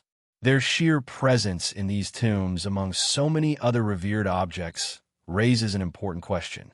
Were these mirrors regarded as sacred in ways we can't fully comprehend? Or did they carry more mystical significance than we can presently discern? An even more perplexing aspect of these mirrors is the decorative motifs that often appear on their surfaces. Intricate images of dragons, phoenixes, and other mythical creatures are commonly seen, but some mirrors feature patterns or symbols that are not readily identifiable in any other known tradition. Some have suggested these symbols may be representations of lost or obscure deities, while others wonder if the mirrors might be depicting astronomical patterns, perhaps intended to align with certain celestial events or serve as part of a ritualistic calendar. What truly deepens the mystery, however, is the connection some scholars have drawn between these mirrors and other ancient artifacts found across Asia. The mirrors discovered in Japan share a striking resemblance to those found in China and Korea. Yet, they differ in subtle but significant ways. Some mirrors display a level of craftsmanship and sophistication that suggests they could have been influenced by ancient foreign civilizations, possibly those from the continent. This has led to speculation that there may have been ancient cross-cultural exchanges between Japan and its neighboring countries long before historical records suggest such interactions took place. Perhaps the most intriguing question surrounding these mirrors, however, is their purpose. While it's clear that they held symbolic importance, were they merely decorative, or could they have served a more functional role? Some theories suggest that they were used as ritual objects in Shinto ceremonies, playing a part in the burial process to guide the souls of the deceased to the afterlife. Others posit that these mirrors may have been tools for divination, objects that allowed priests or shamans to commune with the gods or foresee the future. Further still, some have hypothesized that these mirrors could have had a magical or even supernatural purpose, perhaps even used to ward off evil spirits or reflect ill omens away from the tombs. The idea that these mirrors might have been designed to reflect more than just the physical world, perhaps capturing or containing spiritual energy, aligns with ancient belief systems that often blurred the lines between the material and the mystical. Could the mirrors have been intended as protective barriers guarding against malevolent forces in the afterlife? In all these theories, one thing becomes clear. The Kafun mirrors are not ordinary objects, and their significance cannot be understood with a single lens. The combination of their unusual design, their spiritual connotations, and their possible foreign connections makes them objects of deep intrigue. They speak to a Japan of a time long gone, a place where ancient beliefs, cultural exchanges, and mysterious practices may have woven together in ways we can only guess at today. And yet, the ultimate purpose of these mirrors remains an open question. Were they purely symbolic, designed to reflect the divine or illuminate the souls of the departed? Or did they hold an even deeper, more hidden significance? One that has slipped through the cracks of time, buried alongside the rulers and nobles of an ancient Japan. As we continue to explore the mysteries of Japan's past, one thing remains certain. The truth behind these mirrors, like so many other enigmatic artifacts, may still lie beyond our reach, waiting for a future generation to unlock the secrets hidden in their polished surfaces. What might they still reflect, waiting to be seen? The German stone circles, celestial calendars, or sacred sites. Nestled within the quiet rolling hills of northern Japan, a curious and ancient site awaits discovery, its purpose shrouded in mystery, its meaning obscured by time. The German stone circles of Japan, such as those found at Yujo, are among the most enigmatic and awe-inspiring remnants of a civilization that flourished over 4,000 years ago. These circles, composed of large, carefully arranged stones, stand as silent sentinels, their purpose and origins tantalizingly elusive. Imagine standing in the heart of the Ujo site, the ground beneath you soft with the weight of centuries. Surrounding you are the massive stones, some standing upright, others fallen or scattered across the earth, their surfaces weathered by countless seasons. The air here is thick with an ancient stillness, the type of quiet that comes when a place has borne witness to millennia of change. As you look out across the stone circles, you may feel a profound sense of connection to the distant past, an awareness that the people who placed these stones were not just builders, but marking something much deeper, something unseen and perhaps unknowable. The German period, which spanned from around 14,000 B.C. to 300 BCE, is known for its intricate pottery and the early emergence of complex spiritual practices. Yet, there's little consensus on what these stone circles were meant to represent. Were they astronomical observatories designed to track the movements of the stars and planets? Were they ritualistic centers built to honor deities or the forces of nature? Or could they have served as something far more mundane? Perhaps markers for burial sites or meeting places for early communities. The Ukanjo stone circle is perhaps the most well-known of these sites, where a remarkable arrangement of stones forms large concentric circles, some with diameters reaching up to 40 m. The careful placement of the stones is undeniable. Their arrangement is too precise to be the work of chance. What is even more striking is the fact that the stone circle at Oyukano seems to mirror the patterns of the night sky. Some scholars have suggested that these circles could have been designed to represent the movements of celestial bodies, perhaps as early forms of astronomical calendars. Could these ancient people have used the stars to predict the seasons, to determine the best times for planting, or to celebrate the coming of harvests? The idea of the astronomical purpose of these circles is compelling. Ancient cultures around the world, from the Druids of Britain to the Native Americans of the Southwest, used stone circles to track the sun's movement across the sky. In fact, Wanjo shares remarkable similarities with other ancient stone circles, such as those found in the Nabta Playa in Egypt and Stonehenge in Britain. These connections suggest a possible universal pattern among early cultures, one that looked to the heavens for guidance. Yet the mystery of the German stone circles deepens when we consider their possible ritualistic significance. It is known that the German people held animistic beliefs, venerating natural elements like the earth, water, and the skies as well as various spiritual forces that govern their lives. Could the stone circles have served as ceremonial spaces where worshippers gathered to honor these forces? The careful symmetry of the circles, the placement of stones in relation to the landscape, and the apparent alignment with celestial events point to the possibility that these were not just functional structures, but sacred sites designed for ritualistic purposes. In fact, the idea that these stones might have been used for ritual is bolstered by the discovery of other objects nearby, small statues, pottery fragments, and even human remains. These findings suggest that the area was likely a place of commemoration, a center where people gathered for important rites.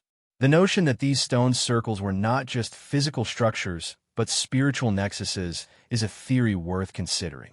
Were these stones placed to serve as guides for the soul? Or perhaps to channel spiritual energy from the earth to the sky? And if these stones were used in such a way, what kind of cosmology or belief system did the John people subscribe to?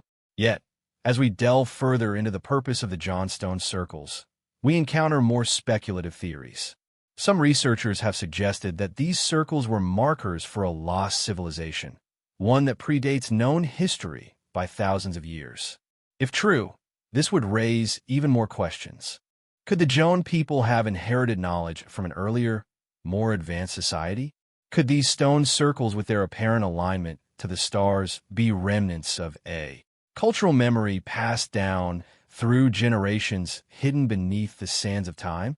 Others have proposed that these circles were not just aligned with the stars, but with ley lines, the invisible networks of energy that some believe crisscross the planet. This idea, though highly speculative, taps into a long-standing belief that ancient peoples were in tune with Earth energies in ways that modern society has long since forgotten. Could these stones placed so deliberately have been part of a system to harness or tap into these forces? Still, for all these theories, one undeniable truth remains. The exact function of human stone circles, especially those at Oyu Kanjo, remains unknown. Whether they were astronomical calendars, ritualistic sites, or something far more mysterious, we may never be able to fully comprehend their original purpose. As with so many ancient sites, we are left with more questions than answers. Standing at the heart of one of these stone circles, surrounded by the weight of centuries, the air thick with the silence of time, we are reminded of the depths of human curiosity and the enduring drive to seek meaning. What were these stones meant to signify? What kind of knowledge did they embody? And perhaps most importantly, what remains hidden in their silent stone faces, waiting for us to uncover it? As we reflect on the Iman stone circles, we are left with a sense of wonder and awe. These stones, placed so carefully and deliberately by an ancient people, stand as a testament to a civilization's attempt to understand the cosmos, the natural world, and their place within it. What knowledge might still be locked within these stones, waiting for someone someday to unlock their secrets? The emissure of vanished people. In the northern regions of Japan, nestled among the dense forests and steep, rugged mountains, lies a tale that has captivated historians and archaeologists for centuries. The story of the emissure people. A once prominent group in ancient Japan, their story remains one of the most elusive and mysterious chapters in the country's history. Known primarily from early texts and fragmented records, the emissure were an indigenous group who lived in the mountainous regions of Honshu, Hokkaido, and parts of the Tohoku area. Despite their prominence in early Japanese history, their fate and eventual disappearance still haunt the annals of time, leaving behind a trail of questions that refuse to be answered. The emissure were not a monolithic people, but rather a collection of tribes with distinct cultures and traditions.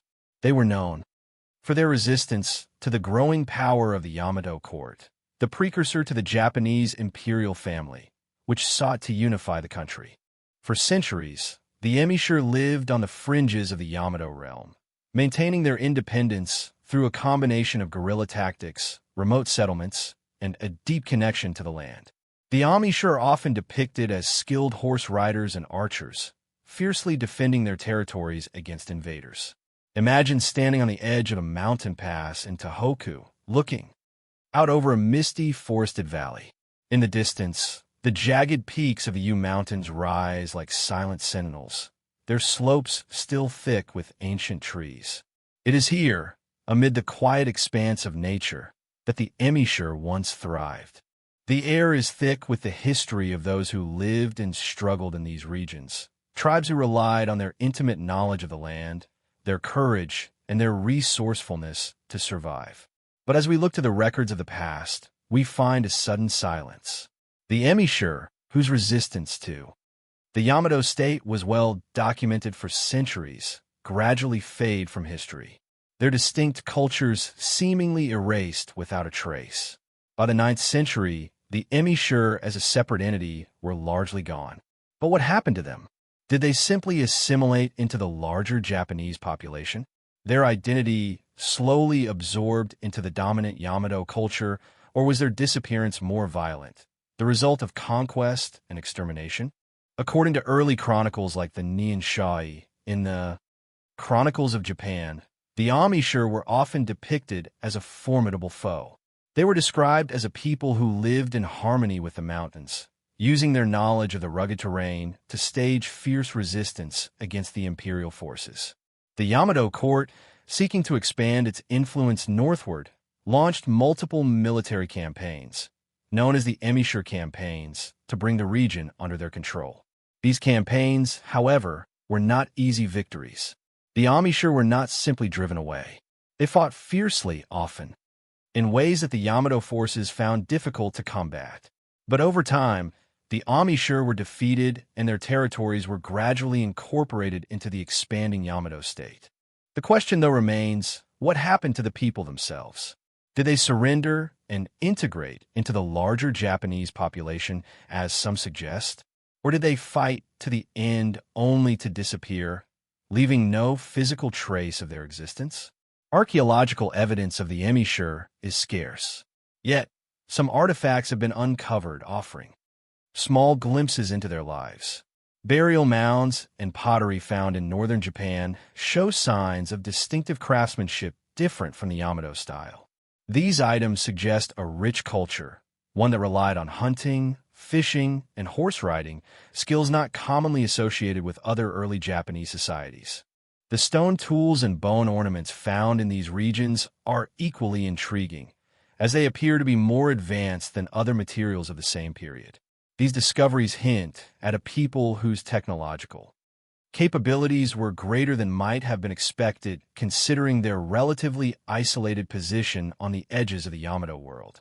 Still, as much as archaeology can reveal, it also leaves us with as many questions as answers. Some scholars suggest that the Emishire may have gradually assimilated into the expanding Yamato Empire, especially after their military defeat. Over time, they may have adopted the cultural practices and language of the imperial court until their distinct identity dissolved entirely. This theory, however, is difficult to confirm, as no written records from the Emishire themselves remain, and no clear markers of their assimilation into Japanese society have been discovered. Another theory posits that the Emishire were not absorbed, but rather driven to the margins of society. In this scenario, they may have retreated deeper into the mountains, continuing their way of life in isolated pockets, far from the influence of the Yamato. However, no definitive evidence has emerged to support this, leaving the possibility of mass displacement or extinction as a more plausible outcome.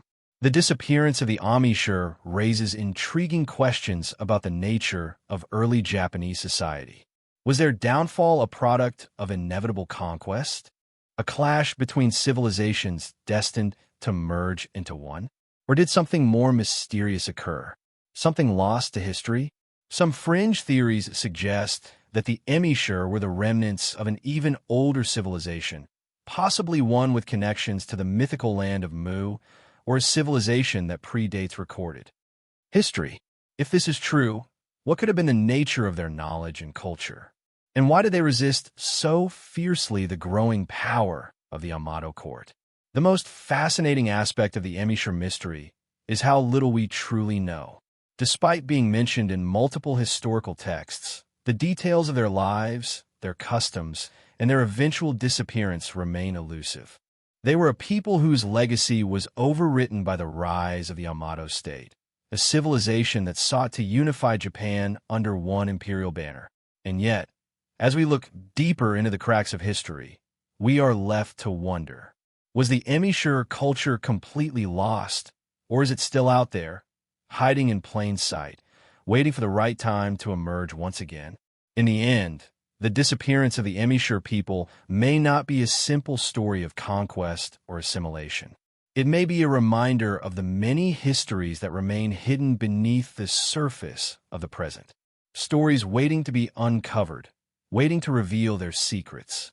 What happened to the Emishire? And what other forgotten peoples and stories lie hidden in the shadows of history? Emperor Jimmu's hidden tomb, a divine mystery.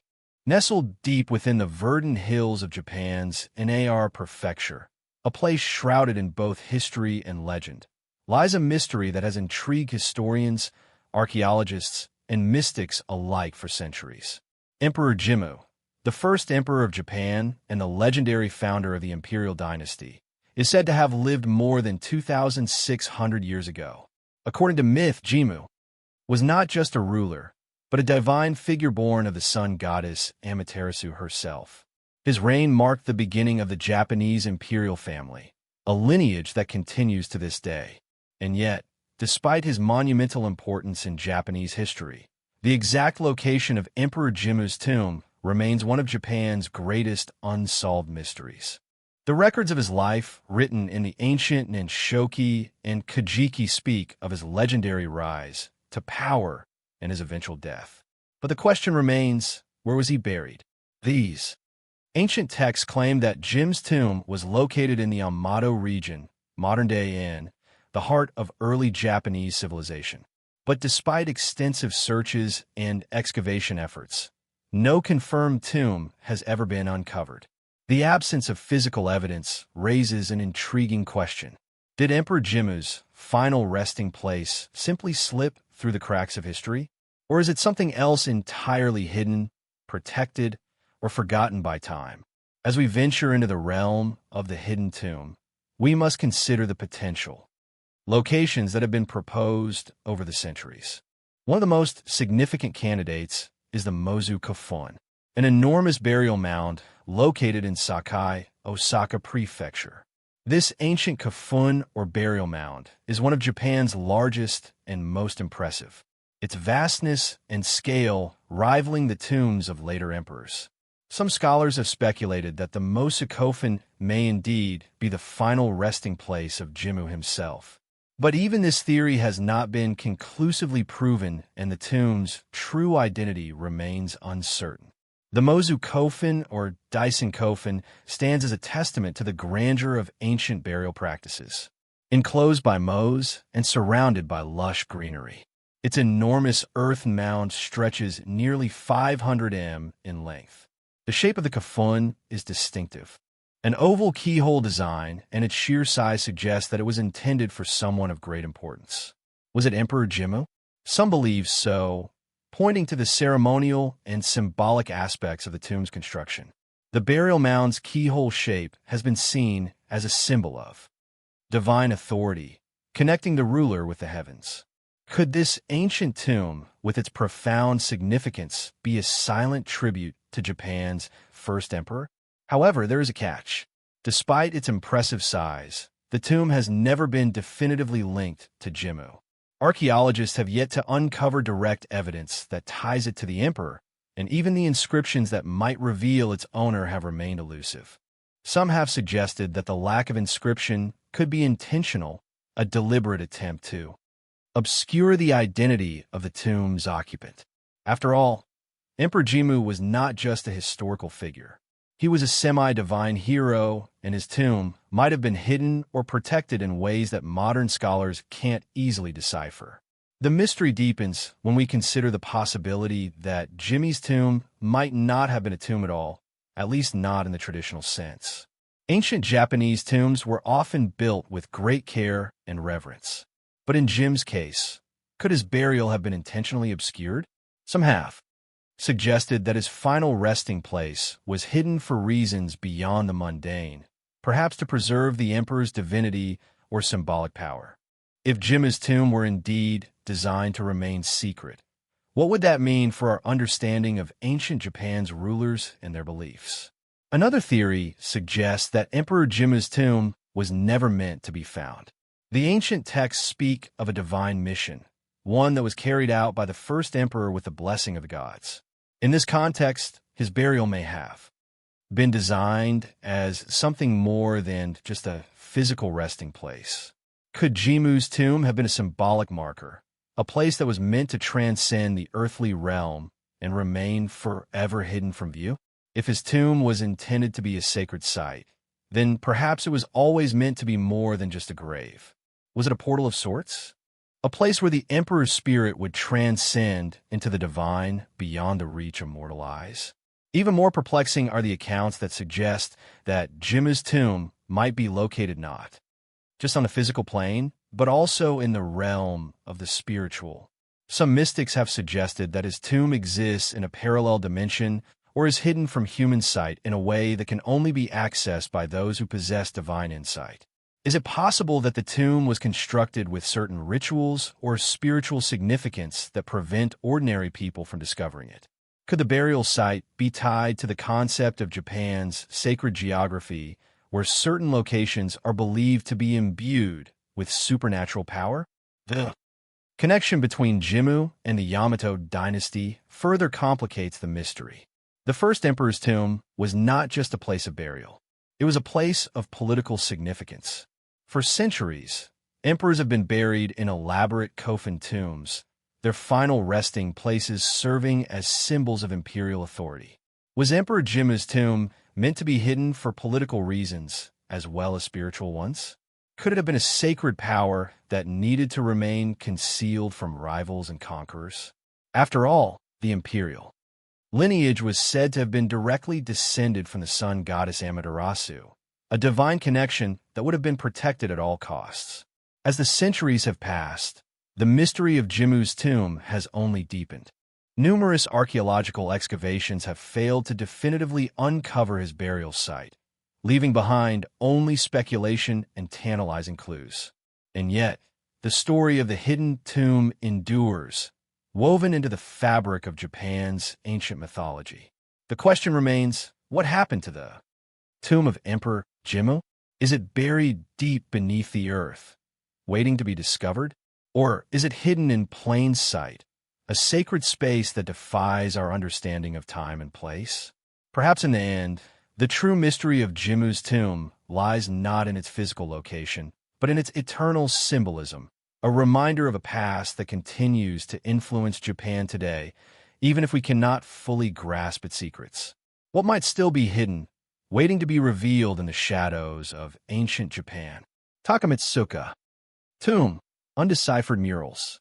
Deep within the tranquil hills of Osaka, Japan, nestled among the ancient burial mounds that the landscape, lies a tomb that has captured the imagination of scholars and explorers for decades.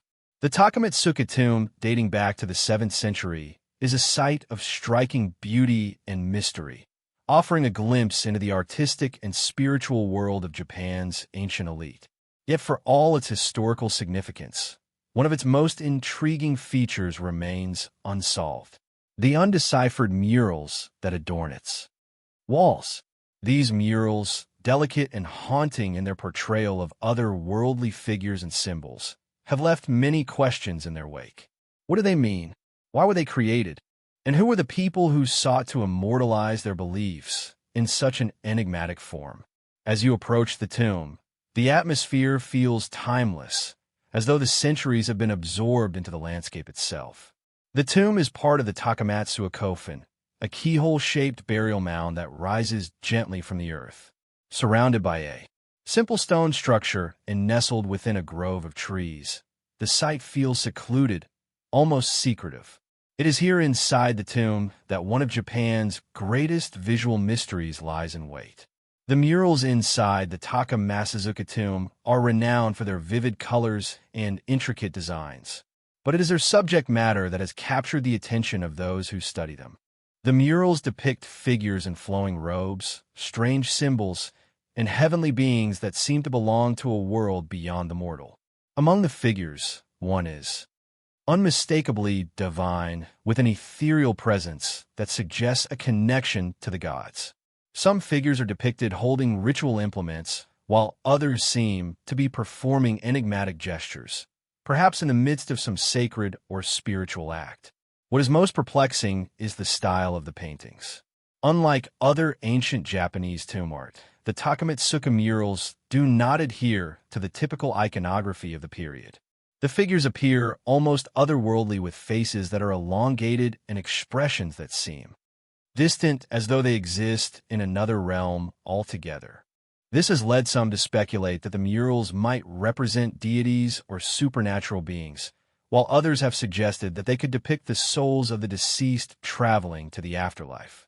But while the murals' aesthetic qualities are undeniable, their meaning has remained frustratingly elusive.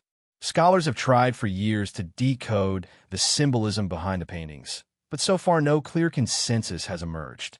Some of the symbols, such as spirals, geometric patterns, and celestial motifs, resemble imagery found in other ancient cultures, but their exact significance in the context of the Takamatsuka tomb remains a mystery.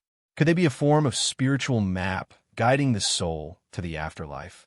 Or perhaps they are a record of rituals and beliefs known only to the royal or noble class who commissioned them. In addition to the mystical figures and abstract symbols, the murals also depict animals, some familiar, some entirely mythical. These creatures are intricately rendered, with fine details that suggest an almost intimate knowledge of the natural world. One of the more striking figures is that of a mythical bird, often interpreted as a phoenix or a heavenly messenger. Its wings spread wide, encircling the figures below as if to protect or guide them.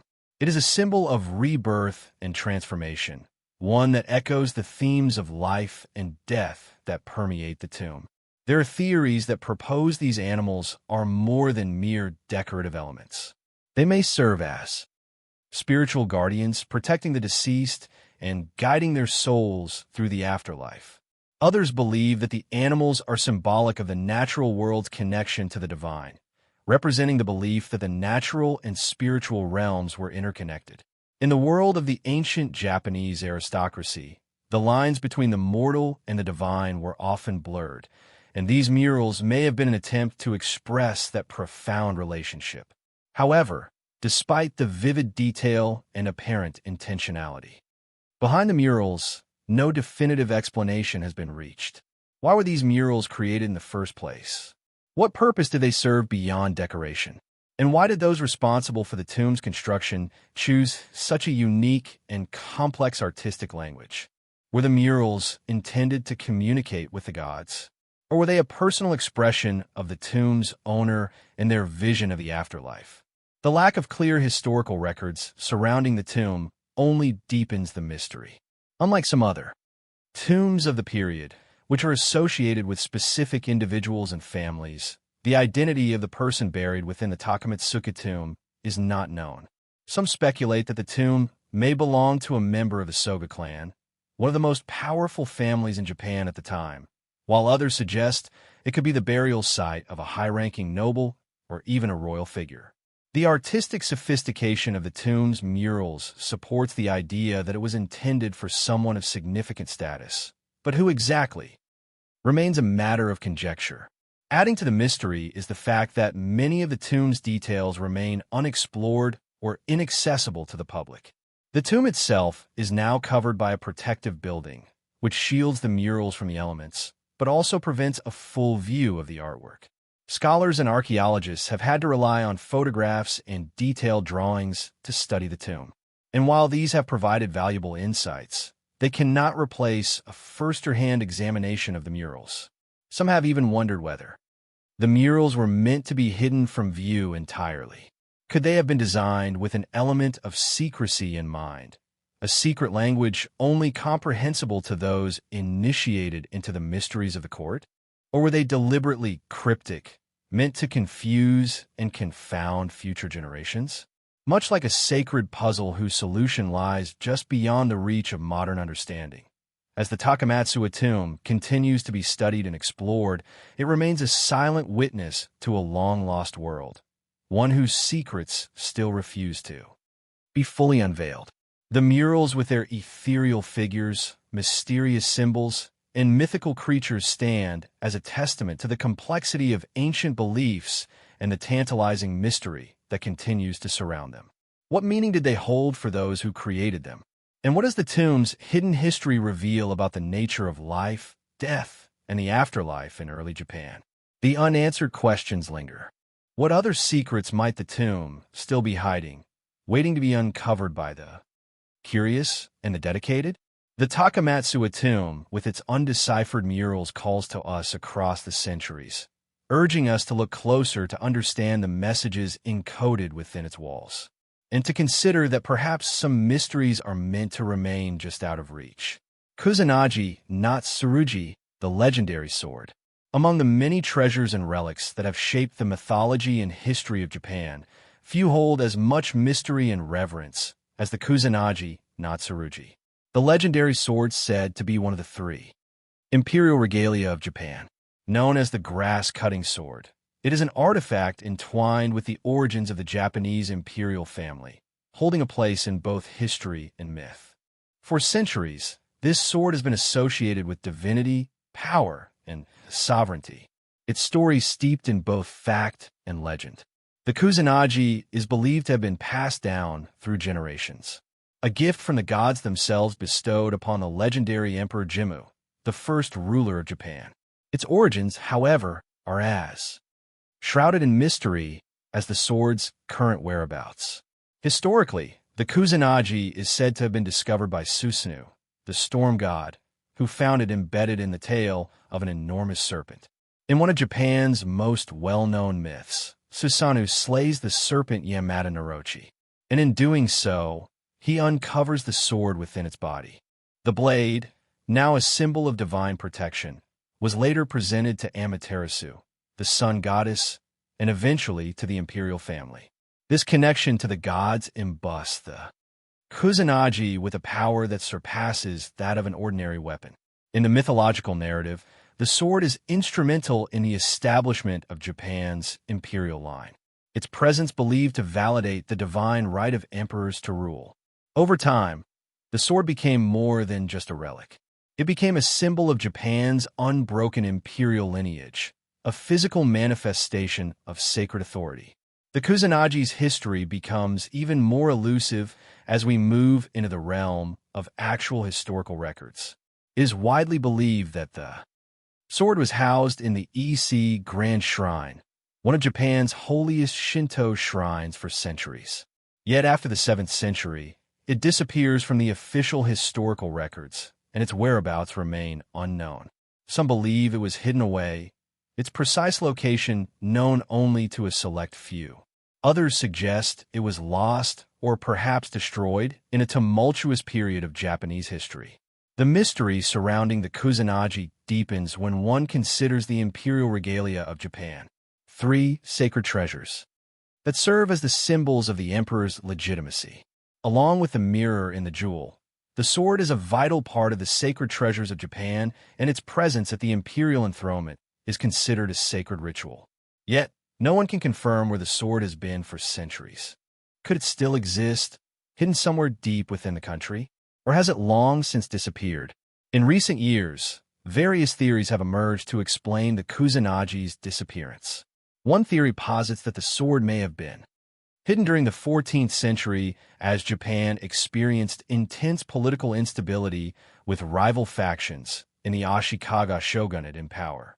It's possible that the sword was hidden to protect it from being stolen or used for political gain.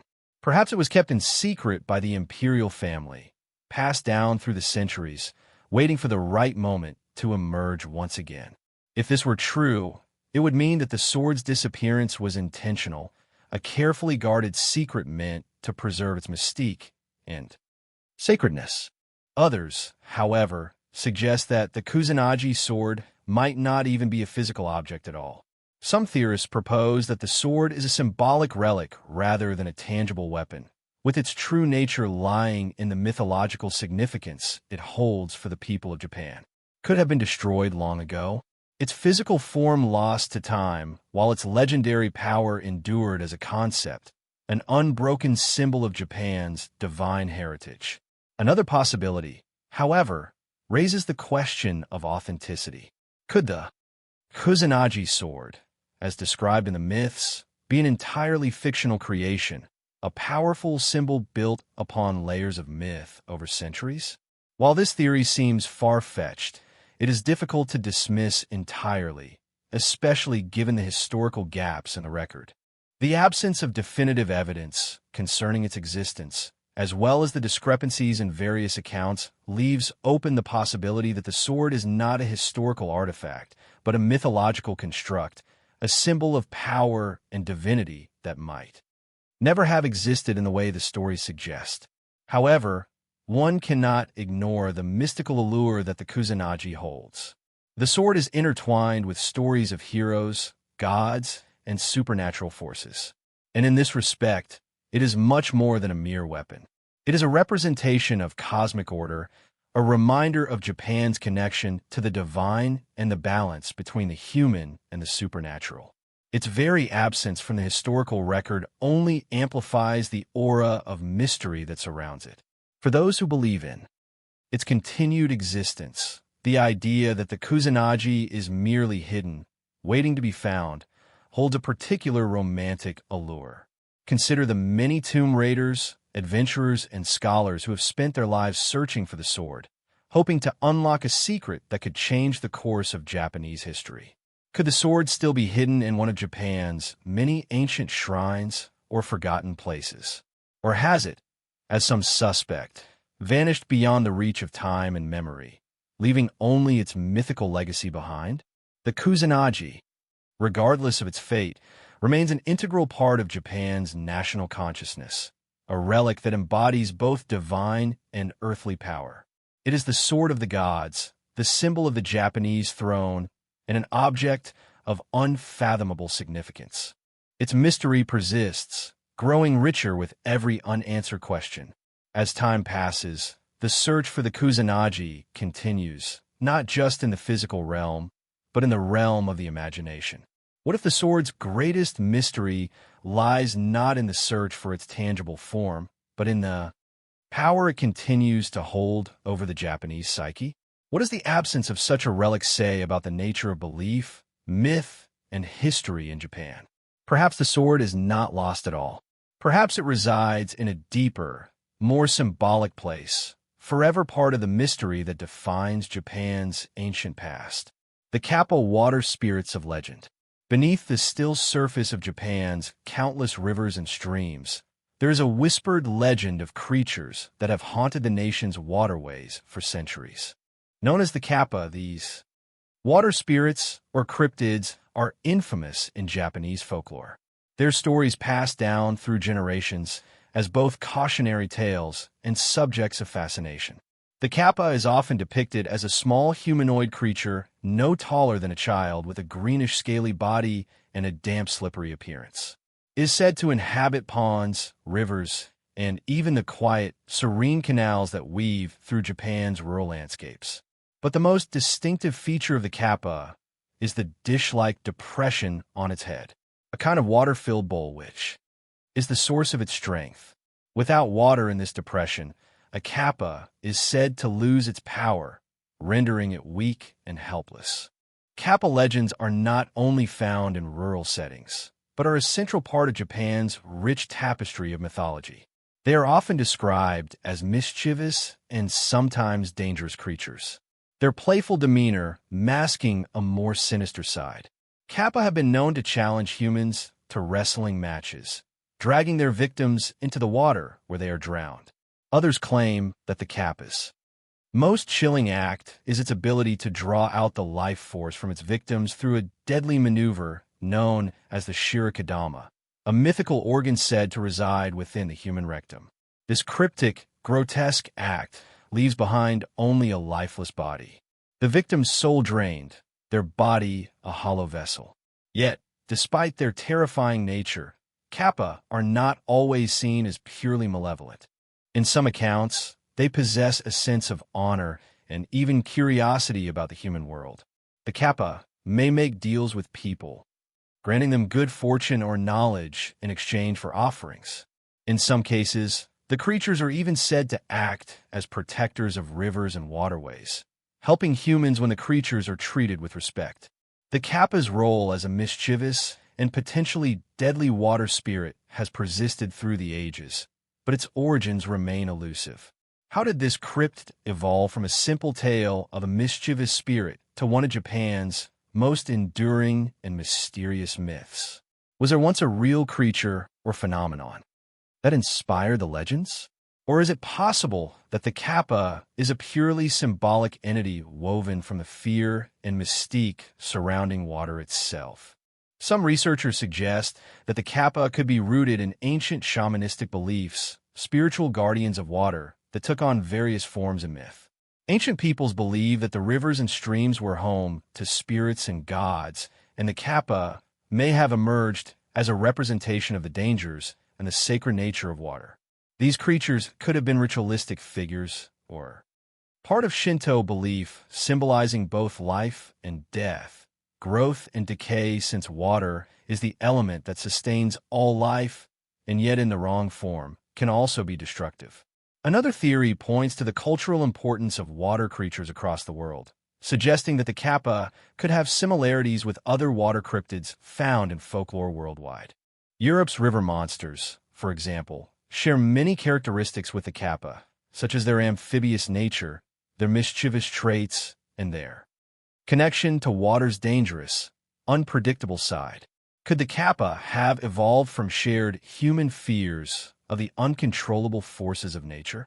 Or did ancient cultures independently invent similar myths to explain water's power, giving rise to water spirits in many different regions? The Kappa is not the only mysterious water creature in Japan. Throughout the country, there have been sightings of other cryptids, often believed to inhabit lakes and rivers, some more obscure than the Kappa, yet just as compelling. The four, for instance, are ghostly apparitions that appear on lakes or rivers. These figures are said to rise from the water at night, dressed in old-fashioned clothing, and often seen hovering over the water's surface before disappearing just as quickly as they appear. Other cryptids include the Omii Bozu, a massive sea-dwelling creature that appears on stormy nights and is said to be capable of capsizing entire ships with its massive size. What makes these water cryptids especially intriguing is their ability to straddle the line between myth and reality. Are they purely fictional creatures born from fear of the unknown, or do they have some basis in actual events or sightings? In some regions of Japan, cryptic tales of river creatures are so persistent that it's difficult to tell where legend ends and reality begins. For example, in the late 19th century, a report was made by a Japanese fisherman who claimed to have encountered a large humanoid creature in the waters of the East Bay. The creature was described as being greenish, much like the Kappa, but much larger, perhaps even the size of a human. The fisherman described its eyes as glowing and its body as having strange, unnatural scales. Could this have been a genuine encounter with an unknown species? Or is it simply another piece of the cryptic puzzle surrounding these creatures? Other reports from fishermen and travelers throughout Japan recount strange creatures lurking in rivers, ponds, and lakes. Creatures that seem to defy explanation. These reports often describe unusual ripples on the surface of the water, unseen forces pulling boats, or sudden waves that appear for no apparent reason. With so many mysterious sightings, one has to wonder, could these phenomena truly be attributed to natural occurrences? Or is something else lurking beneath the surface? The mystery of the Kappa and other similar water cryptids seems to persist in the backdrop of Japan's deeply rooted folklore. Despite the many attempts to explain them through rational means, whether as misidentified animals, delusions, or the result of natural phenomena, there remains something unsettlingly elusive about the stories. These creatures, after all, are tied to a natural force that has always been both life-giving and dangerous. The rivers, lakes, and seas of Japan have long been sites of mystery and danger, with water being an element that can both nurture and destroy. In the end, the kappa and its fellow water cryptids remain elusive, fading in and out of the collective consciousness of the Japanese people. Is there some truth to the legends? Or do they simply represent our need to make sense of the world around us, especially the forces that we cannot control? What is it about these stories that continue to capture our imaginations century after century?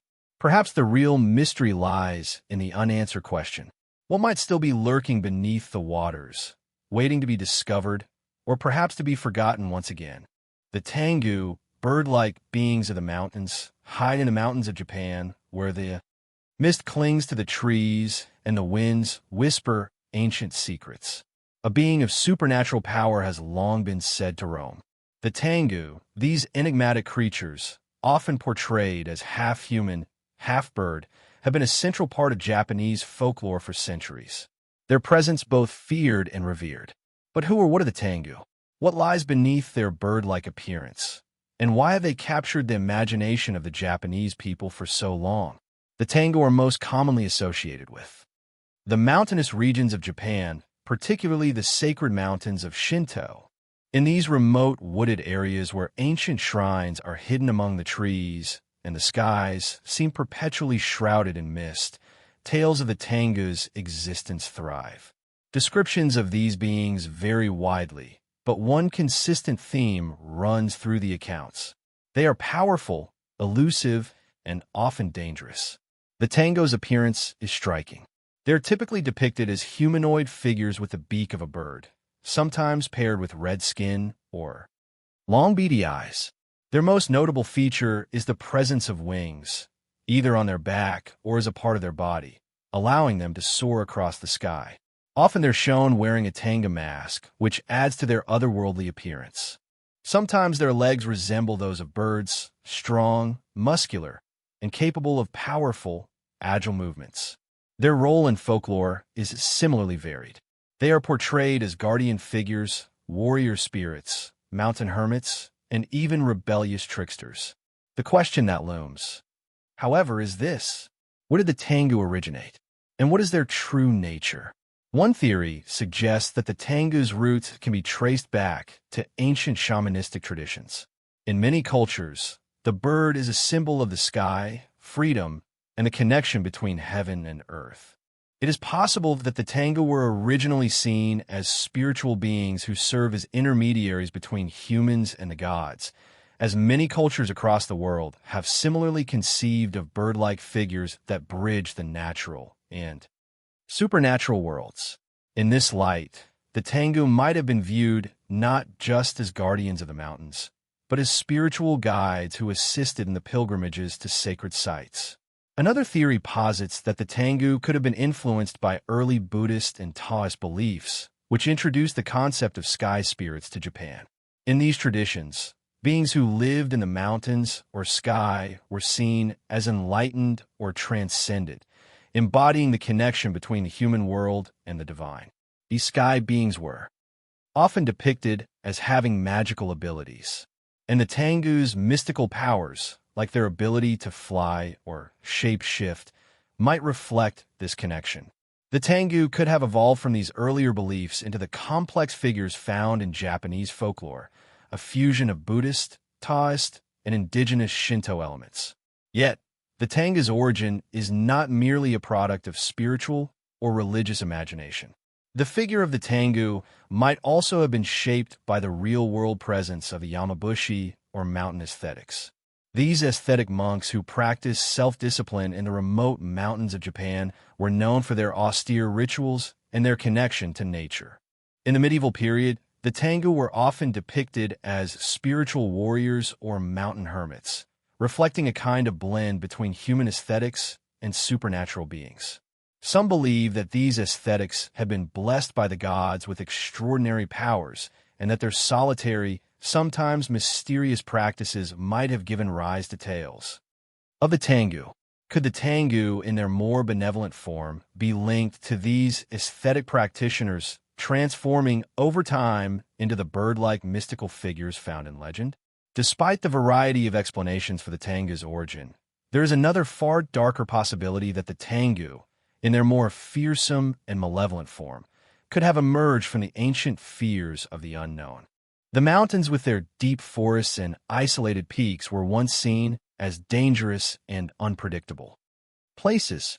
Travelers, pilgrims, and even the common folk who ventured into the mountains spoke of encounters with strange forces, of being attacked by supernatural creatures, or hearing eerie cries that seemed to echo through the trees.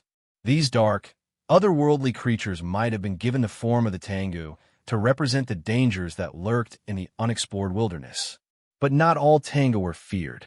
In fact, some were even seen as protectors. The Tengu's close association with Shinto shrines and sacred spaces suggests that in certain places they were revered as powerful spiritual entities. Their role as guardians of these sacred sites is still reflected in some modern practices, where the Tengu is regarded as a protector of mountain shrines and pilgrimage routes. This duality, at once feared and revered, reflects the Tengu's complexity in Japanese mythology. As we trace the evolution of the Tengu's identity, we cannot ignore their tangible influence on Japan's cultural landscape. Over time, they became symbols of strength, discipline, and even warrior spirit, blending into the art, literature, and performing arts of Japan. In many ways, the Tengu are more than just supernatural beings. They are metaphors for the complex relationship between humans and the natural world. They are the mysteries of the mountains, the untamed wild forces that both protect and challenge those who venture into their domain.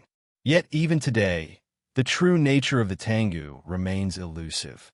While there are countless stories about encounters with these supernatural creatures, and their imagery continues to play a role in modern Japanese culture, questions linger. Were the Tengu always supernatural beings, or were they once human?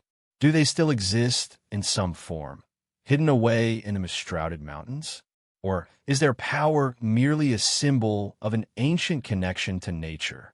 The mystery of the Tengu and their ultimate origin remains unresolved, as much a part of Japan's living folklore as it is a puzzle yet to be fully understood.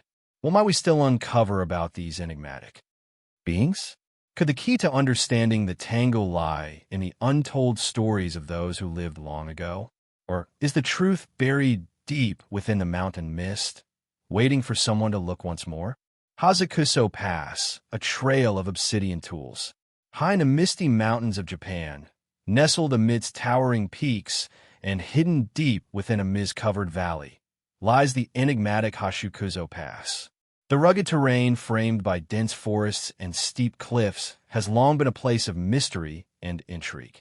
Known for its eerie silence and isolation, the pass has seen little human activity for centuries. But beneath its natural beauty and haunting stillness, a secret has been waiting to be uncovered, a mystery that has perplexed archaeologists and historians alike. In the late 20th century, something remarkable was discovered at the Hazukuso Pass. A collection of obsidian tools meticulously crafted, yet seemingly out of place in the surrounding landscape. These sharp-edged implements made from volcanic glass bear a striking resemblance to tools used by ancient peoples, though their origins are far more ambiguous. Obsidian, prized for its cutting ability and used by cultures around the world, is not uncommon in the Japanese archipelago. But the discovery at Hazukuso Pass raises more questions than answers. The site itself is unsettling. The tools were found scattered across the pass, not in a single organized layer or burial site, but seemingly abandoned in the open. Some were deeply embedded within the earth, others half exposed as though deliberately placed or left in haste. The craftsmanship of the obsidian tools, with their sharp edges and finely honed points, suggests a level of sophistication and purpose. Yet their sudden and mysterious appearance in this remote location suggests a story lost to time. How did these tools end up here, far from the known settlements of early Japanese cultures? Why was this isolated past the site of their deposition? And who were the people who left them behind? One theory grounded in mainstream archaeology suggests that the obsidian tools were part of a prehistoric trade network. Obsidian was highly valued by ancient societies across Japan and beyond, and Hazukuso Pass, due to its geographic location, may have served as a key passageway through the mountains. It's conceivable that travelers or traders moving between distant regions might have lost or discarded these tools along the way. The distribution of obsidian, often originating from specific volcanic sources, could also suggest that these tools were crafted elsewhere and transported through the past. Yet, even if this theory holds true, it doesn't explain the peculiar manner in which the tools were left behind, scattered rather than carefully stored or buried. The more speculative theories offer a far more intriguing perspective on the mystery of Hazukuso Pass. Some have suggested that the site may have once been a place of ritual significance, a sacred location for an ancient, now forgotten culture. Could the obsidian tools be remnants of a ceremonial practice, perhaps used in rituals or sacrifices? The sharpness of the tools combined with their strategic placement around the past could imply that they held a deeper symbolic meaning beyond their utilitarian purpose. Adding weight to this theory is the geographical positioning of the pass itself. Hashikuso, meaning starry cluster, hints at celestial associations, suggesting that the location might have been tied to astronomical practices or star worship. In many cultures around the world, obsidian was not only valued for its sharpness, but also its symbolic qualities. It was often seen as a medium that connected the earth to the spiritual realm, capable of channeling forces beyond the physical world. Did the ancient people who passed through Hazukuso Pass believe in such properties? Was this place, with its eerie stillness and hidden location, a site where they could commune with the heavens using the obsidian tools as instruments of connection? Other more fringe theories propose that the obsidian tools at Hazukuso Pass may be tied to the mythological and mysterious history of the Japanese archipelago. Some have drawn connections to ancient civilizations that might have existed in Japan long before the commonly accepted historical timeline.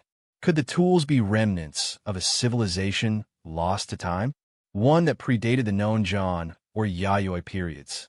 The suggestion that advanced societies could have once existed in ancient Japan only to be wiped away by catastrophe or internal decline has long been a subject of speculation.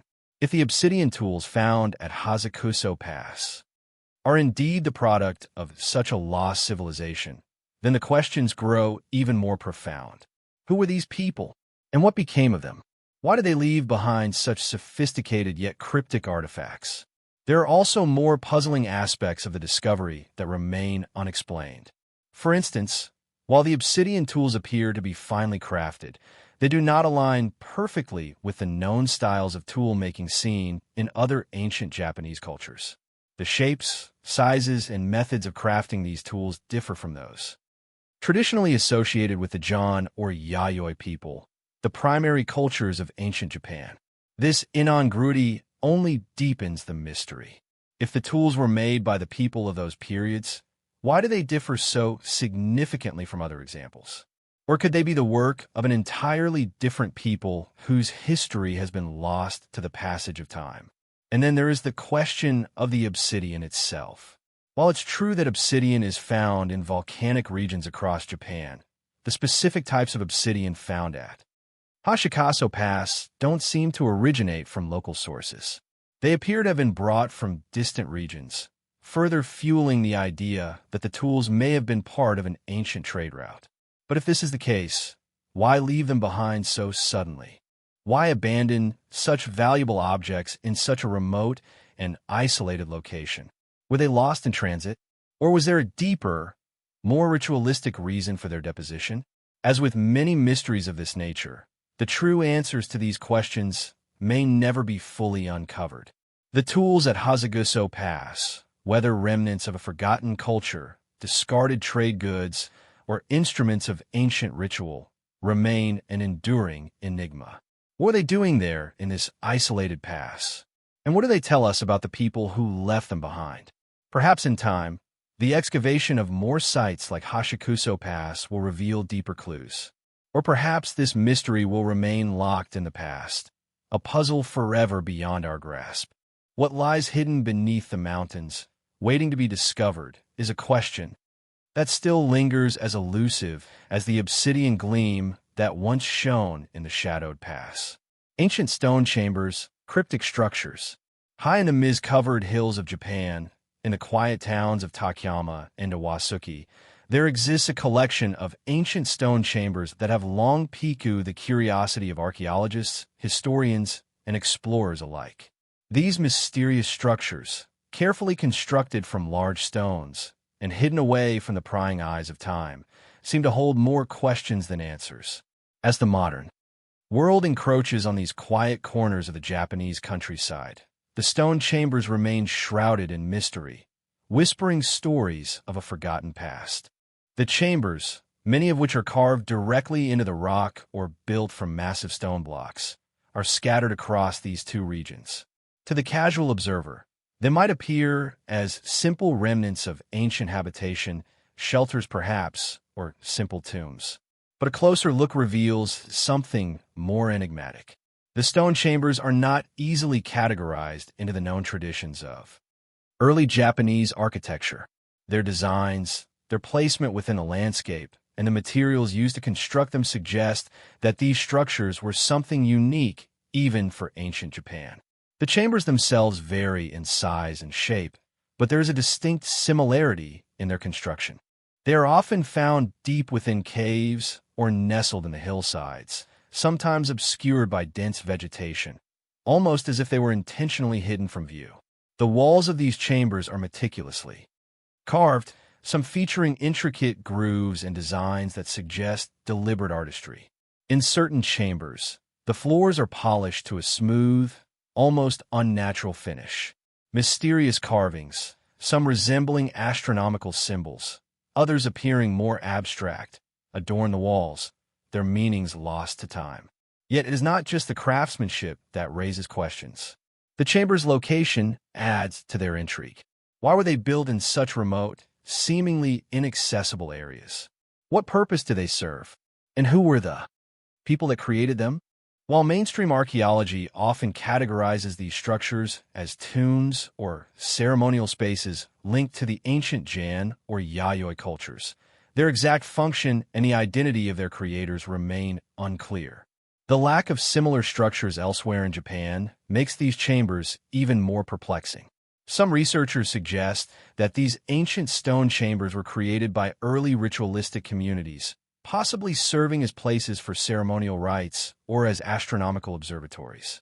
The precise alignment of the chambers with the positions of certain stars and celestial bodies suggests that the builders may have been keenly aware of the movements of the heavens.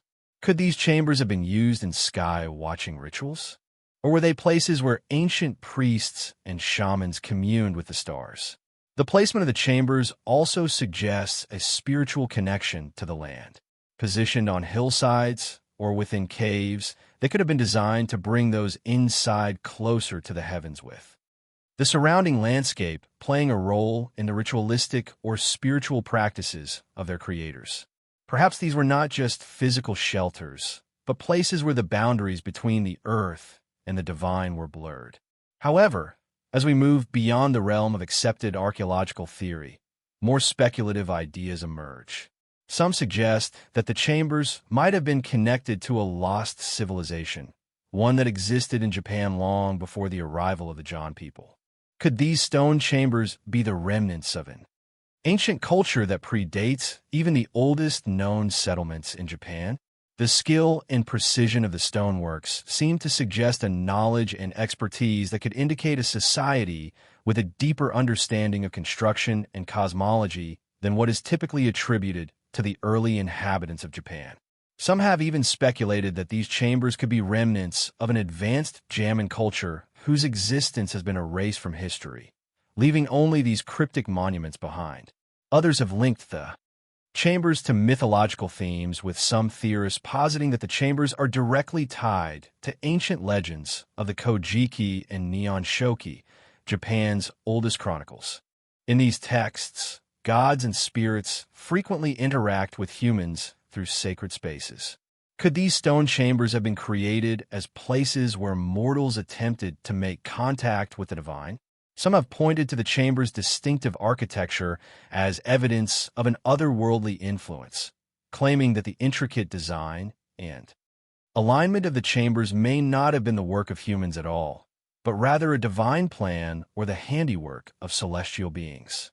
Among the most compelling theories is the suggestion that the stone chambers may have been designed as tombs for kings or high priests, individuals of great power whose importance extended beyond mere mortals.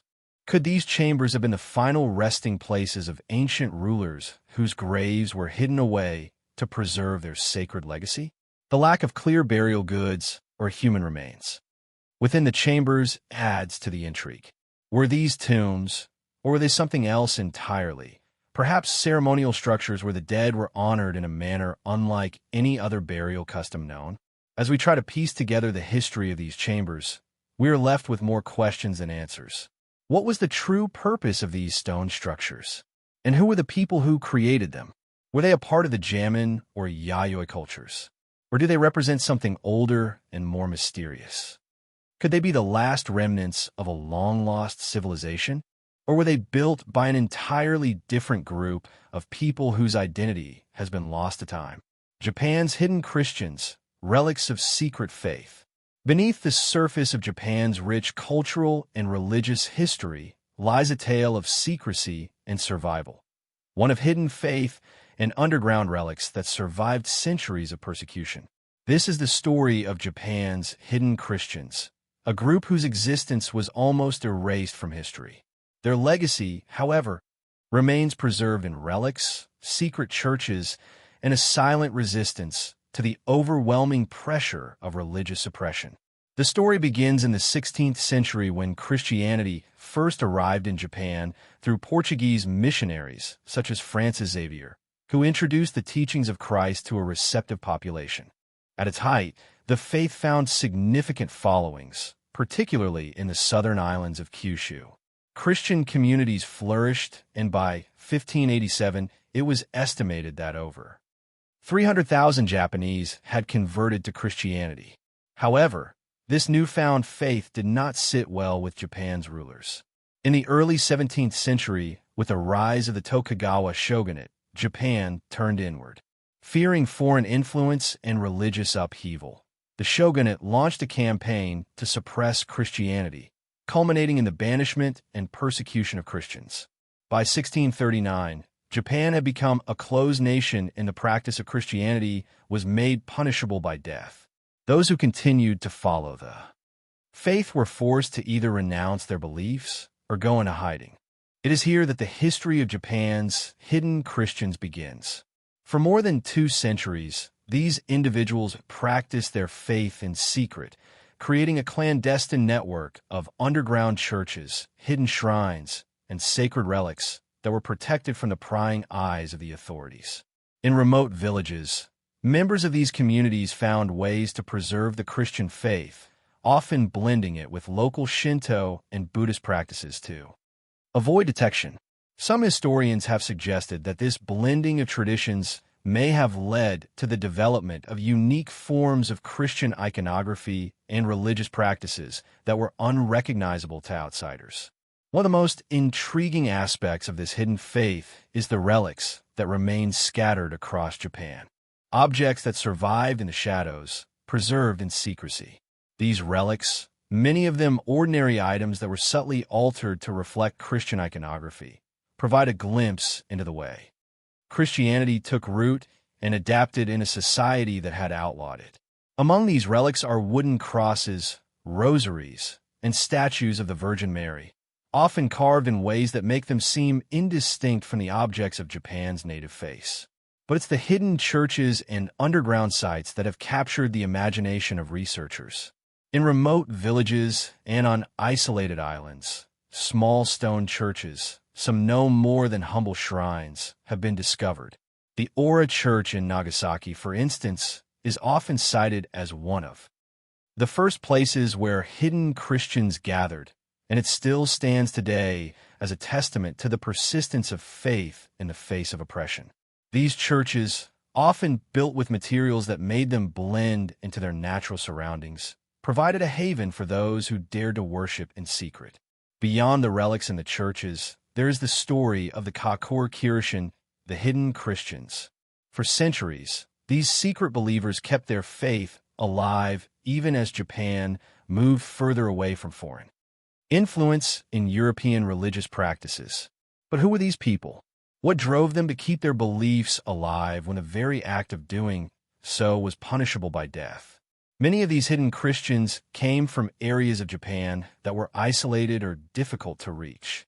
In regions like Amakusa and Hiradu, located in the southernmost reaches of Kyushu, Christians would often retreat into the mountains or build secret shrines near sacred hot springs or caves.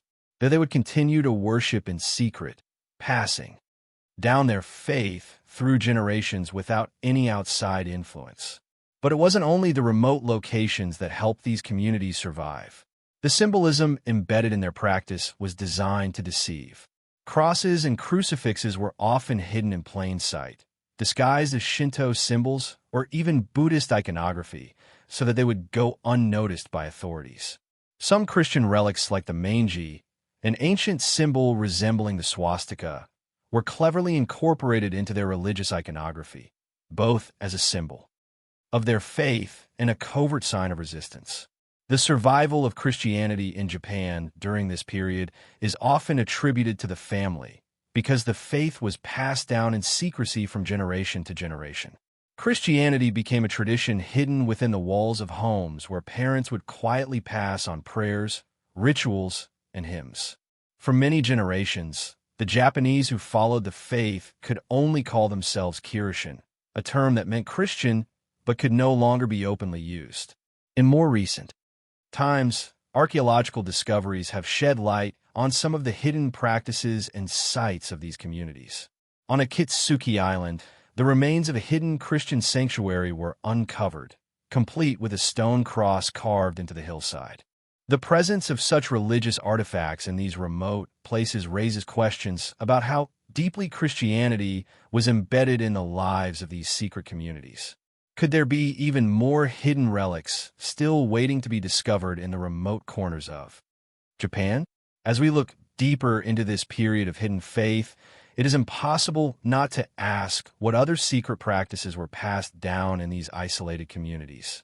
How much of the Kirishin tradition was absorbed into Japan's indigenous belief systems?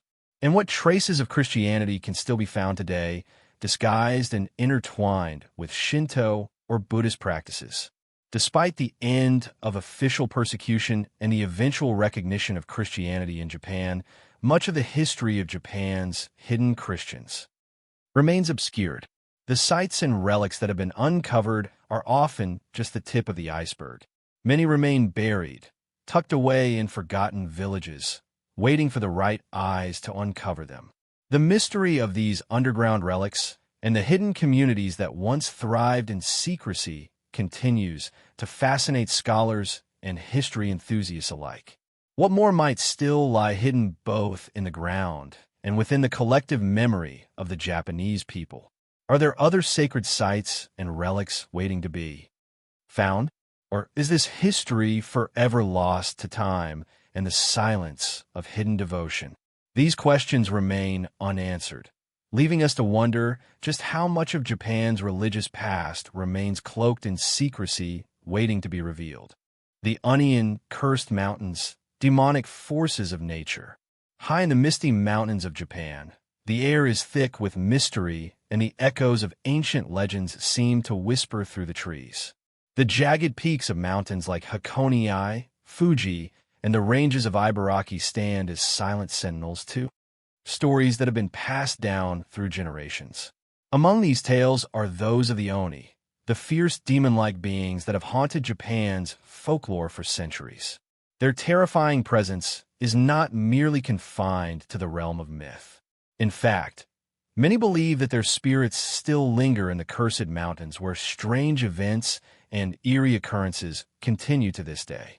The Oni are often depicted as towering creatures with horned heads, sharp claws, and glowing red eyes, clad in tiger skin loin cloths and carrying massive clubs.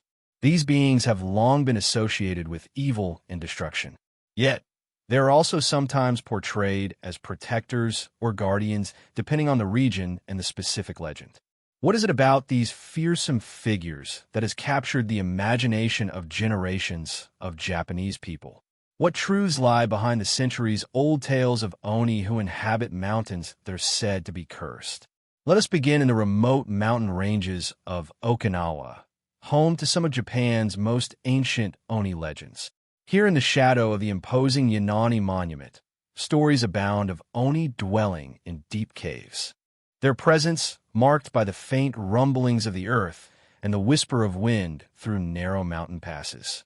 These mountains, particularly the ones near the sacred forests, are steeped in an eerie energy. Even today, locals speak of strange shadows that flit between the trees and rocks, phantom figures that have been seen by travelers and those who venture too close to the craggy ridges. Are these simply remnants of ancient superstition? Or is there something deeper at work in these mountains? Many believe that the Oni's curse is tied to the sacred ground of these highlands. The mountains with their sharp cliffs and mist-covered valleys have long been seen as places where the human realm meets the supernatural. It is no coincidence that many Oni legends have emerged from areas considered spiritually powerful or fraught with danger. In Japan, sacred mountains are often sites of pilgrimage, but they also carry the weight of ancient curses, places where those who violate sacred rules face untold consequences. The Oni are said to haunt these mountains, punishing anyone who dares to tread on forbidden ground. In some legends, these creatures are vengeful spirits of ancient warriors who were betrayed or slain, cursed to guard their resting places for all eternity. In others, they are the manifestations of the mountain's unseen forces, the very spirit of the land itself, which holds grudges against those who seek to exploit or desecrate it. One of the most famous of these cursed mountains is Mount Fuji, Japan's iconic peak, which, while revered as a spiritual center by many, has also been the subject of unsettling stories and eerie legends. For centuries, Fuji has been surrounded by myths about its malevolent spirit. Some suggest that it was once home to the Oni, who ruled over the land from its summit. According to local folklore, the mountain is cursed to this day, and anyone who seeks to climb it after dark may risk encountering the spirits of the Oni, or worse, awakening an ancient destructive forest that slumbers beneath its slopes. In particular, the Aokira forest nestled at the base of Mount Fuji has become notorious as a site of death and despair, adding to the aura of mystery surrounding the mountain. Known to some as the Suicide Forest, it has been the focus of numerous tragic events with people venturing into its dense woods to end their lives. But is there more to Aokira's dark reputation than mere coincidence? Could it be that this place, long associated with death and the supernatural, hold an even darker, secret tie to the Oni? There are some who believe that the mountain's mysterious energy draws those with troubled souls, channeling their despair and pulling them into its depths where they are lost to the world. It is said that on spirits bound to the cursed lands feed off this negative energy, growing stronger as the forest claims its victims. While this is often dismissed as superstition, the chilling stories and unexplained disappearances that have plagued the forest for years suggest that there may be more to these legends than is widely believed. Then there are the Oni caves scattered throughout the mountains of Ibaraki Prefecture and Shigoku. These caves, which are said to be the layers of the Oni, have attracted countless explorers and paranormal enthusiasts hoping to catch a glimpse of something extraordinary. Many of these caves, particularly those found in the Mount Tsukuba area, are difficult to access. Narrow, shadowed tunnels that seem to lead into the heart of the earth. Some of these explorers claim to have heard strange noises emanating from deep within the caves, gruff, guttural growls that echo eerily in the silence. Others speak of having felt an overwhelming sense of dread, as though something or someone was watching them from the darkness. In one notable case, a group of archaeologists exploring a cave near Mount Sanane, discovered a series of ancient carvings that depicted Oni-like figures. These carvings, dating back over 1,000 years, are among the few remaining clues to the Oni's role in early Japanese culture. The figures engraved into the cave walls show creatures with sharp horns and fangs, clutching weapons, and surrounded by symbols of power. This discovery has led some to theorize that the Oni may have once been more than just mythical beings. They could have been the embodiment of natural forces or even ancient tribal warriors. But as with many of Japan's most enduring legends, the true nature of the Oni remains elusive. Were these creatures merely the products of a superstitious past? Or could they represent something deeper, an ancient truth buried beneath the layers of time? What if the mountains themselves, with their vast hidden caverns and remote peaks, continue to guard secrets that are not meant to be uncovered? The mystery of the Oni and the cursed mountains of Japan invites us to look deeper into the land's history and folklore. What forces might still haunt these places, lingering in the shadows of the ancient rocks? Could the Oni be more than just stories? Perhaps the lingering spirits of a time long past, waiting for the right moment to be unearthed again. As with many ancient mysteries, we may never truly know. But as long as the mountains stand, their secrets remain locked away, waiting for those brave enough to seek them out. No Parebo, the chilling faceless ghosts. In the stillness of the night, beneath the eerie glow of the moon, Japan's rural landscape comes alive with whispers of a strange and unsettling presence. These whispers speak of no Parebo or faceless ghosts, spirits whose featureless faces evoke an almost primal sense of fear and confusion. Unlike the typical spirits of folklore, which are often imagined with grotesque or hauntingly familiar faces, then Parabo is unsettling because of what is missing. The face itself, a blank, smooth surface where eyes, nose, and mouth should be, leaving only an empty visage to stare back at the living. The stories of these faceless apparitions have lingered in Japanese folklore for centuries, and they are more than just tales told to frighten children on cold nights. They are part of the broader spectrum of eerie, the restless spirits of the dead who have unfinished business in the world of the living. Yet, the Parabo remains one of the most mysterious and unnerving manifestations of the supernatural in Japan's rich history of ghostly legends. It is said that the Parabo usually appear in rural or isolated areas along quiet, desolate roads, or near abandoned buildings where the night sky wraps the land in an oppressive silence.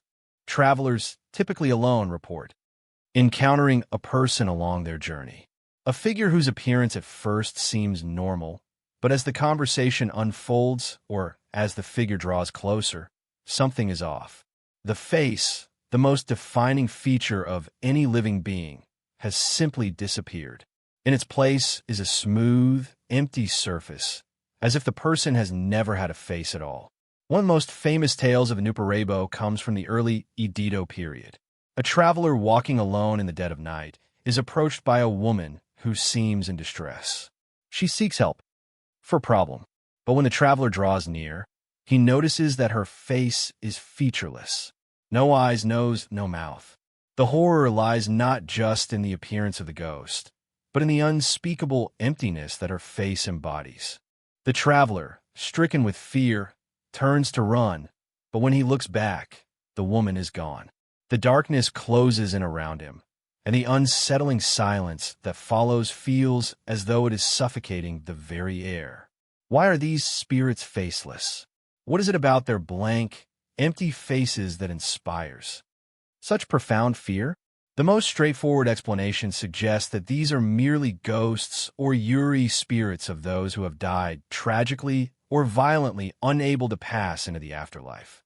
The absence of their faces could symbolize a loss of identity, a personal void created by some tragic event, perhaps a murder or an unresolved emotional torment. The absence of the face is not just a physical void. It may represent a deeper spiritual emptiness, a disconnection between the world of the living and the dead. Yet, Some believe that the Naparebo are not mere spirits at all, but beings from another realm, entities whose appearances defy the natural order of life and death.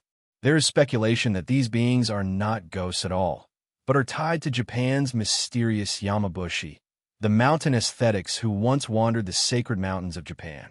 These aesthetics, known for their strange rituals and connection to the natural and supernatural worlds, often encountered spirits and deities during their pilgrimages. Some believe that the Naparebo are manifestations of these very deities, spirits whose appearance is meant to unsettle, to test the boundaries of the living world. The facelessness could be a sign of their otherworldly nature beyond human comprehension or understanding. In addition to their spiritual implications, Naparebo also play a significant role in the cultural fabric of Japan. They are often used as symbols of identity loss, of the invisibility of certain people or emotions, and the fear of the unknown. For centuries, the Japanese have grappled with concepts of the self, often in relation to death and the afterlife. A face in this sense represents more than just a physical feature. It is a mask of the self, a window into one's soul and identity. The Napareo's facelessness therefore represents not only the disfigurement of the body, but the obliteration of the self itself. There are also theories that attempt to connect the Naparebo to other similar entities in global folklore. Faceless spirits are not unique to Japan, and in other cultures, similar beings have been described. Could these shared experiences indicate a universal human fear of something unseen? After all, it is often the unknown that frightens us the most. If the Naparebo are seen as representations of human fragility, then their lack of a face becomes even more symbolic. Without a face, how can we understand them? And more importantly, without a face, how do we understand ourselves? In modern times, sightings of the Naparebo remain rare, but they continue to persist in urban legends and in stories passed down by those who claim to have had encounters with the faceless ghosts. Some even report seeing Naparebo in more urbanized settings on empty subway platforms or wandering lonely alleyways, though these more recent encounters often blur the lines between superstition and psychological phenomenon. Could it be that the fear of the faceless reflects more than just the presence of spirits in the world, but also speaks to our collective anxieties? The fear of being forgotten, of being faceless in a modern, disconnected society. It's hard to say what exactly the Naparebo represent, whether they are spirits of the dead, manifestations of ancient deities, or something else entirely. Perhaps the mystery lies in the nature of the encounter itself. The shudder of recognition when confronted with a figure that is somehow wrong and yet so eerily familiar. What is it that makes us so unsettled by the absence of a face? As we delve deeper into these ancient mysteries, one must wonder, what is the significance of these ghosts and their faceless forms? Are they merely a chilling symbol of lost souls? Or do they represent something even darker and more incomprehensible? Something that transcends the limits of human understanding? The Naparebo remains an enigma, a supernatural force that haunts Japan's history. And perhaps it will continue to provoke questions for generations to come.